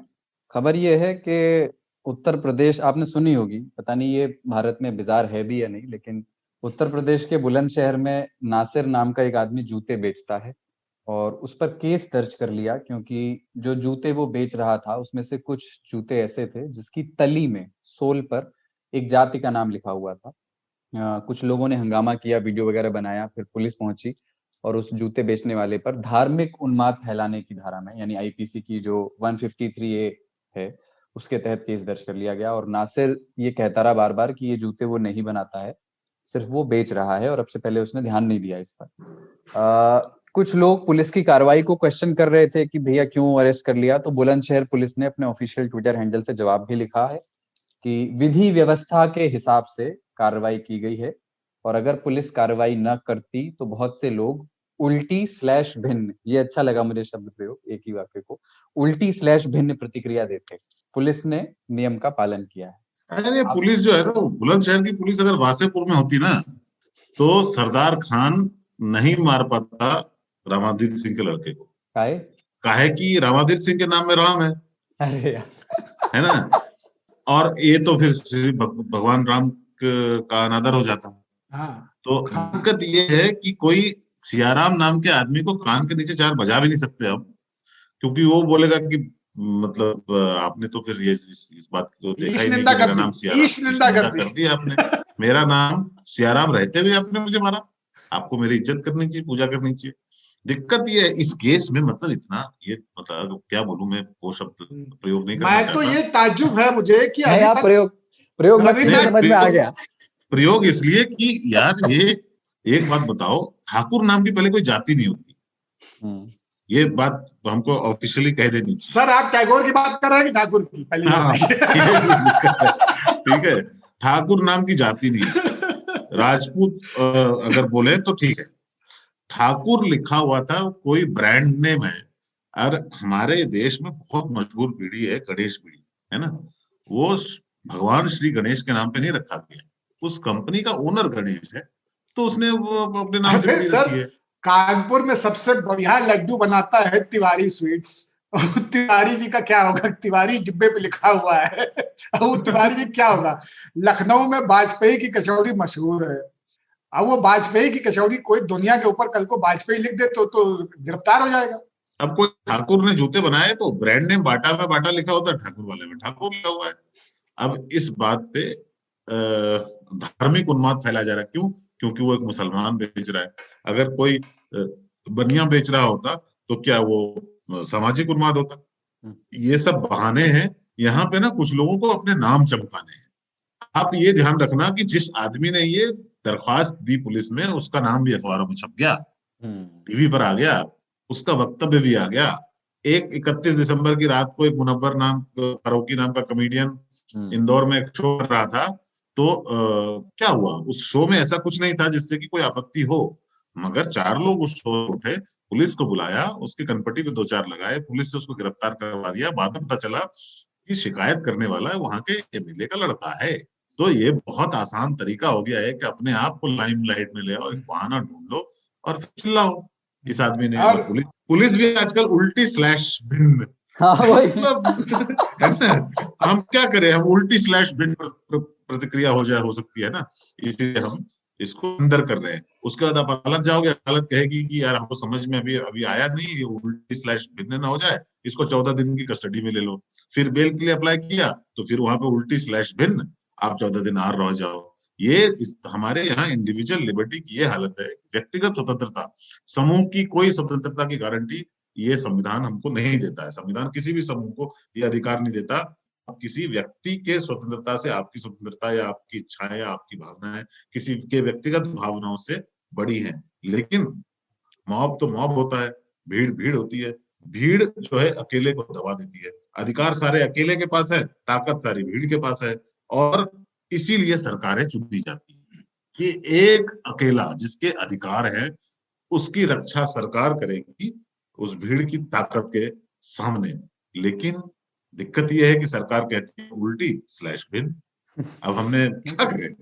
ऐसा हमारी तो करने वाले को एक जिलाध्यक्ष ये खोजना ऐसा चाहिए। है कि मुझे उल्टी आती है, आप समझ रहे हो ना, और भिन्न नहीं घिन्न आती है कि क्यों हमने ऐसे अपने आप को यूं स्लाइड होते फिसलते जा रहे हैं। हमको बाय द वे बहुत सारी झाड़ियां संविधान की, कानून की हमारे पास हाथों में आ जाती है, उसको पकड़ के हम रोक सकते हैं अपने स्लाइड को, लेकिन नहीं, हम गर्त में जा रहे आनंद भी ले रहे हैं, झूला लगा हुआ है। और हमको एक दिन कभी हम इसके ऊपर चर्चा करें 3 ताल में, और इसी थीम पे बात करें कि सस्ता पड़ेगा महंगा। ये जो चीजें सस्ती होती जा रही हैं ना, ये मतलब आपका लुम्पेनिज्म इसलिए जस्टिफाई हो जाता है क्योंकि आप जो है चल पड़े हैं कामा उठा करके। आप 3-4 लड़कों को बैठा करके बाइक इसलिए नचा सकते हैं सीपी के सर्किल के चारों तरफ क्योंकि शब बारात है। आप किसी काम के नहीं है, कुछ करने को तैयार नहीं है, तो आप जो है जगराते का चंदा वाली एक छोटी सी खोपची ठेलिया बैठा करके 3 महीने तक चंदा वसूलते रहते हैं, घूम घूम के ऑटो ट्राली टेम्पो रोक के। बाय द वे केवल शहरों में नहीं, गांव के बाहर भी बल्ली लगा करके रोक करके दुर्गा पूजा का चंदा ट्रक वालों से, बस वालों से और राहगीरों से वसूल किया जाता है।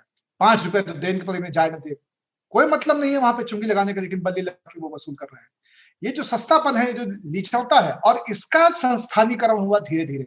अभी आपको ध्यान है नाथूराम का पोस्टर, महात्मा गांधी की फोटो जलाने वाली वो महिला जो कट्टा दिखा रही थी, पिस्तौल दिखा रही थी मथुरा में, आपको क्या लगता है कि कभी उन्होंने नाथूराम गोडसे सही वो लिख पाई होंगी? क्या आपको लगता है क्या कि उन्होंने कभी गांधी को पढ़ा होगा, जानने की कोशिश की होगी? उसने गोडसे को भी नहीं पढ़ा होगा, उसने किसी को नहीं पढ़ा है, उसने किसी को भी नहीं पढ़ा है। ऐसे लोगों को बस एक तो जिलाध्यक्ष की ऐसे लोगों तैयारी, को, हाँ, उनको बस ये है कि कैसे भी करके सभासदी पहले मिल जाए, नहीं और ब्लॉक प्रमुखी में वाले हो जाए, और कुछ नहीं हो तो टिकटों में केवल क्योंकि एक चमकते चेहरे रहे हैं और अपने साथ में 40 लोग, 25 लोग, 50 लोग ले आ सकते हैं, तो हर चुनाव में अपना कमीशन वहां पे चुनाव लड़ रहे लोगों से लेते रहे, इस बहाने उनकी दुकान चलती रहे। ये बहुत पुराना धंधा है।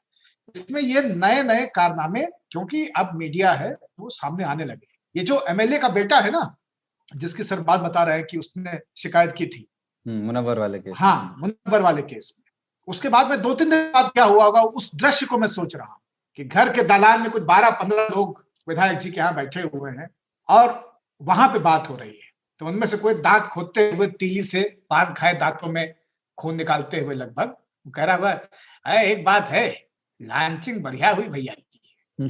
हाँ, लॉन्चिंग ही चल रही है। हाँ, तो ये जो लॉन्चिंग हो रही है ना, कि कैसे अचानक से राजनीति में एक समय था जब लोग बहुत गर्व से बताते थे कि मैंने पिछले 5 वर्षों में 1000 से ज्यादा राशन कार्ड बनवाए हैं लोगों के, जब वो कोई इलेक्टेड रिप्रेजेंटेटिव नहीं होता था किसी भी लेवल का, केवल वो एक सामाजिक कार्यकर्ता हो। जब लोग बताते थे कि सदस्यता के लिए वो 5 जिलों में भेजे गए पार्टी की तरफ से, और उन्होंने गांव-गांव रुक करके सदस्यता के अभियान चलाए।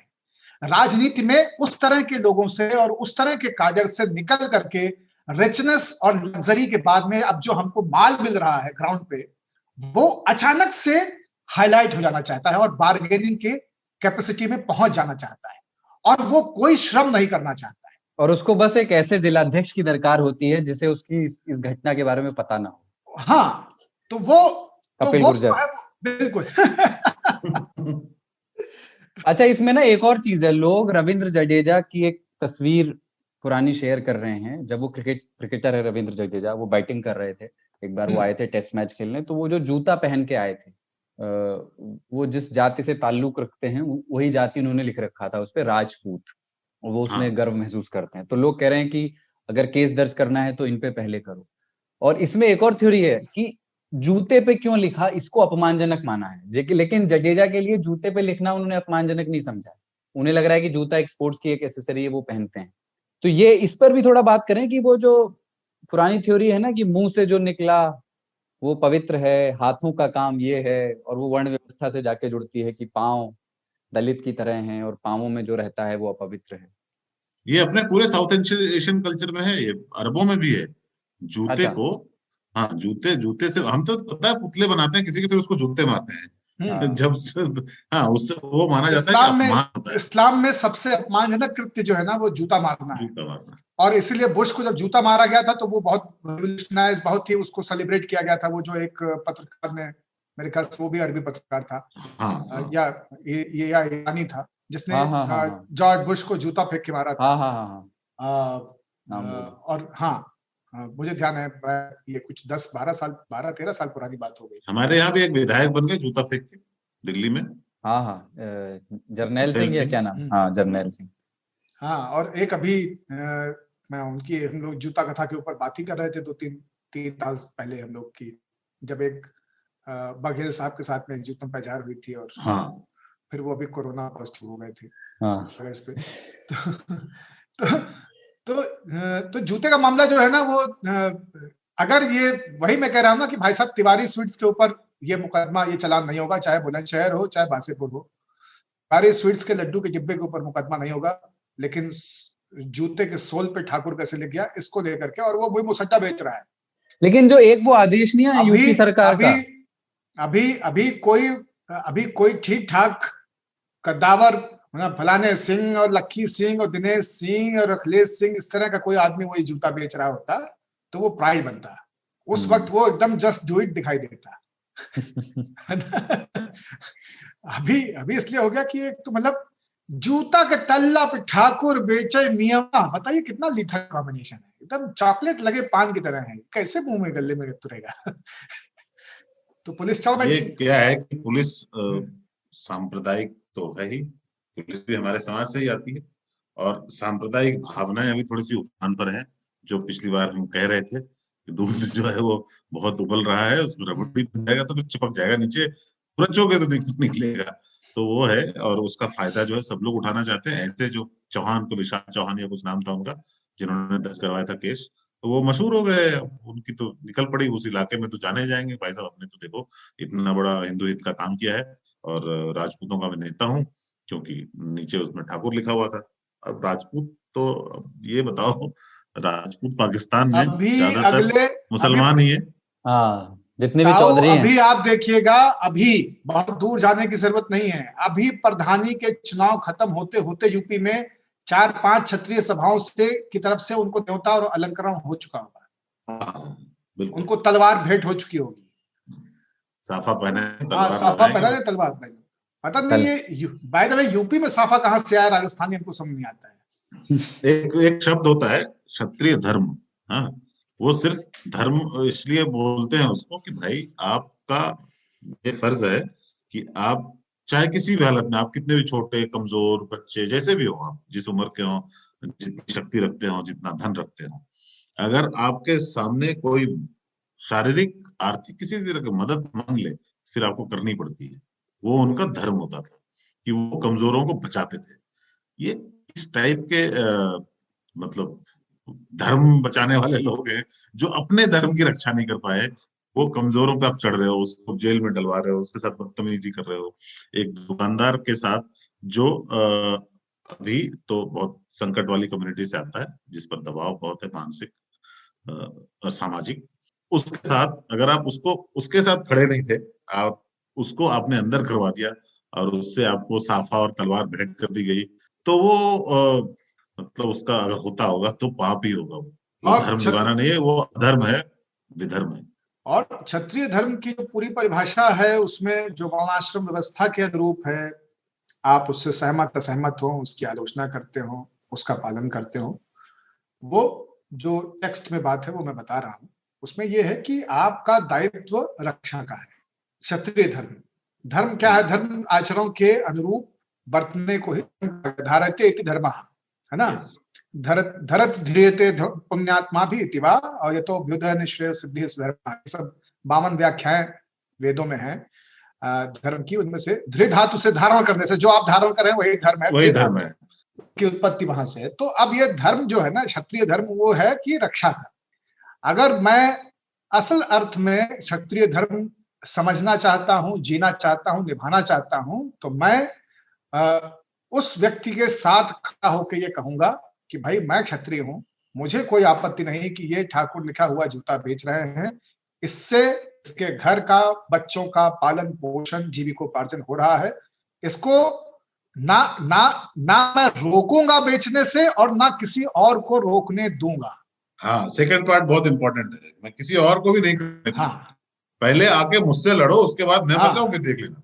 तो सिंपल असल हिसाब है। ठाकुर के बच्चे थे तो जाके कहना था कि बेटा हाथ लगा के दिखाओ। बेचो, हाथ लगा के दिखाओ, ये बेची, हम पहिरा।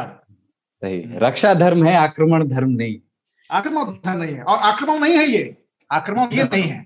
आक्रमण हमेशा किसी बराबरी पे होता है। हाँ, ये तो जहां पे हाँ, ये शोषण है, ये अत्याचार है, ये उत्पीड़न है। आक्रमण विशाल चौहान को ये याद होना चाहिए कि गुरु गोविंद सिंह महाराज ने जब खालसा पंथ की स्थापना की तो उनको सिंह नाम दिया। वो नाम इन्हीं के समुदाय से लिया गया था, प्रेरित था, और उसका कारण ये था कि तुम अब ये जो मेरे प्यारे होंगे, ये जो योद्धा होंगे, ये रक्षा करेंगे लोगों की, कमजोरों की। और आज भी वो एक सिख इस धर्म को निभाता है, चाहे वो अकेला कहीं हो। अगर वो किसी कमजोर को पिटते, मरते, लुटते देखता है, वो कूद पड़ता है अपनी जान की परवाह किए बगैर। तो अगर उनको कुछ सीखना हो विशाल चौहान जी को, तो उधर देखें, बहुत कुछ सीखने को मिल सकता है। पंजाब साइड। ठीक है जी। तो कंपनी जो की धर्म को निभाते हैं, जो उसके बारे में बात करते हैं, ये क्या अपने धार्मिक वो बिल्कुल उल्टी / भिंड वाले लोग हैं। ये अच्छा था, वो उल्टी आती है और गिन आती है, वो बिल्कुल सटीक है उसका। कंपनी की भी वैसे तलाश की जा रही है, जब हो जाएगी तो वो भी खबर है, जिसने वो बनाया, जिस फैक्ट्री में वो जूता बना। तो आज समेटा जाए फिर अब 3 ताल। हाँ, तो मतलब हाँ ठीक है, तो 3 ताल में आज इतना ही। और 3 अमेरिका ताल का के श्रोताओं के लिए मेरे पास एक आग्रह है हाँ कि आपके मन में कुछ सवाल उठते होंगे हमारी बातचीत से, या कोई भी सवाल, जैसे जीवन के बारे में कोई सवाल हो, या कोई सवाल हो जो, चूंकि बाबा हैं और मैं भी कर चुका हूँ, जीवन से जुड़ी हुई सभी समस्याओं का हल यहाँ तसल्ली बख्श तरीके से किया जा सकता है। हमको सवाल भेजें, हम उसका उत्तर देने का प्रयास करेंगे। हमारे बारे में सवाल हो, हमसे कुछ मत भिन्नता हो आपकी, उसके बारे में गरियाना भी हो, तो कृपया ईमेल करें radio@artak.com पे। और ताकि हमारे पास कम से कम हम ये जानते हैं, नंबर से पता चलता है, हमारे पास एनालिटिक्स होती है, उससे पता चलता है कि कितने लोग इसको सुनते हैं। हम ये जानते हैं आप में से बहुत सारे लोग सुनते हैं, पर आपके मन में जो विचार कौनते होंगे, आप कुछ लोग लिख के भी भेजते हैं, प्रशंसा करते हैं, पर सवाल भी अगर पूछने हो हमसे उन विषयों पर जिस पर हमने चर्चा की है, उन विषयों पर जिस पर हमने चर्चा नहीं की है, या सिंपल जीवन के बारे में, जैसे कि पजामा पहनते समय कौन सा पैर पहले उठाना चाहिए, आप हमसे पूछ सकते हैं। हम बिल्कुल सटीक और सही जवाब देंगे।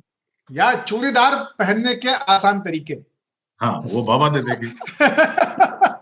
पाँव में पन्नी लगा के ना, पन्नी नहीं है, अखबार। अच्छा हाँ। ठीक है, तो इस बार सवालों का इंतजार रहेगा। और देखिए क्या है कि दुनिया ना सवालों से चलती है, प्रश्न ही मूल है जीवन का। उत्तर तो गूगल भी दे देता है। हाँ, उत्तर प्रश्न है तो बाबा है। हाँ, हम जहाँ पे बोल रहे हैं वह उत्तर प्रदेश है, यहाँ हर चीज का उत्तर है। तो और उत्तरायण भी आने वाला है, बिल्कुल, है ना? तो उत्तर ही उत्तर है। तो जिन लोगों को कुछ प्रश्न चाहिए बस, और जो लोग इस पॉडकास्ट को सुन रहे होंगे, सोमवार को मेरे ख्याल में 11 तारीख, 3 दिन का समय होगा, तो तिल जरूर खाएं, चाहे हमस बना के खाएं, लेकिन तिल खाएं, बहुत फायदेमंद होता है। कई बार 3 ताल में जाने के दौरान बता चुका हूं, तिल से दोस्ती कर लो, सस्ता, मजबूत, टिकाऊ और बेहतरीन उपचार। दूसरी चीज जो जाले से बचने की है वो है खजूर, आपको अंदर से गर्म रखेगा और आप में तमाम तरह के विटामिन और मिनरल्स का संचार मजबूत करेगा। खिचड़ी बनाने की कोशिश कीजिए, कोई जरूरी नहीं है कि आप अभी हमारी कहानी सुनकर के खिचड़ी की मुंह नाक भों सिकोड़ रहे हो कि ना हल्दी है, ना मसाला है, ना कुछ है।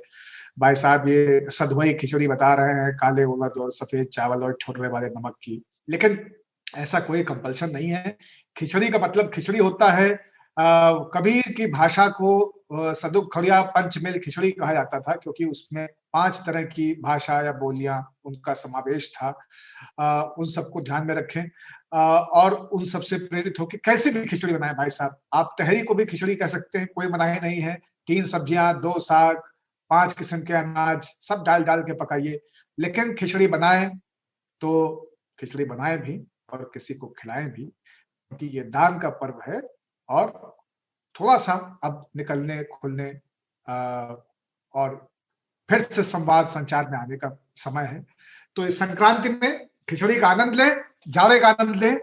और हम लोगों ने नए साल पे ये कहा था कि प्रेम की बात हम लोग करेंगे इस वर्ष में, जिसमें की स्थिति मन स्थिति परिस्थिति है। तो हम ये भी प्रयास करेंगे कि अगले 3 ताल से हर 3 ताल में एक कविता जाते जाते आपको हम लोग जरूर सुनवाएं। इस बार नहीं, तो दिल की बात यहीं तक। अगले 3 ताल में दिल की बात होगी। वही और मुझे भी काफी वर्ड प्ले आ रहे थे जब उन्होंने कहा ना तिल से दोस्ती कर लो। मैं कह रहा तिल ने जिसे अपना कहा, तिल ने पुकारा और हम चले आए। चलो तिलदार चलो, शाम के पार चलो। और जिसको जो तिल खाने की तलब जिसको लगती हो, उसको तिल का दौरा पड़ा है। हम तिल दे चुके सनम मकर संक्रांति पे। तिल का मामला है। Bye bye bye. बहुत बहुत धन्यवाद सुना। और आखिर में ये जरूरी कि कहाँ भेजें सवाल, ये तो बताया नहीं। मतलब चिट्ठियां जो भेजते हैं, एक बार फिर से दोहरा दूं, हमारा जो ईमेल आईडी है वो है radio@aajtak.com। सारी पागलपंथी की बातें आप वहां में लिख के भेज सकते हैं। और पजामा कैसे पहनना है जैसे सवाल भी। 3 ताल में इस हफ्ते इतना ही। सुनते रहिए आज तक रेडियो।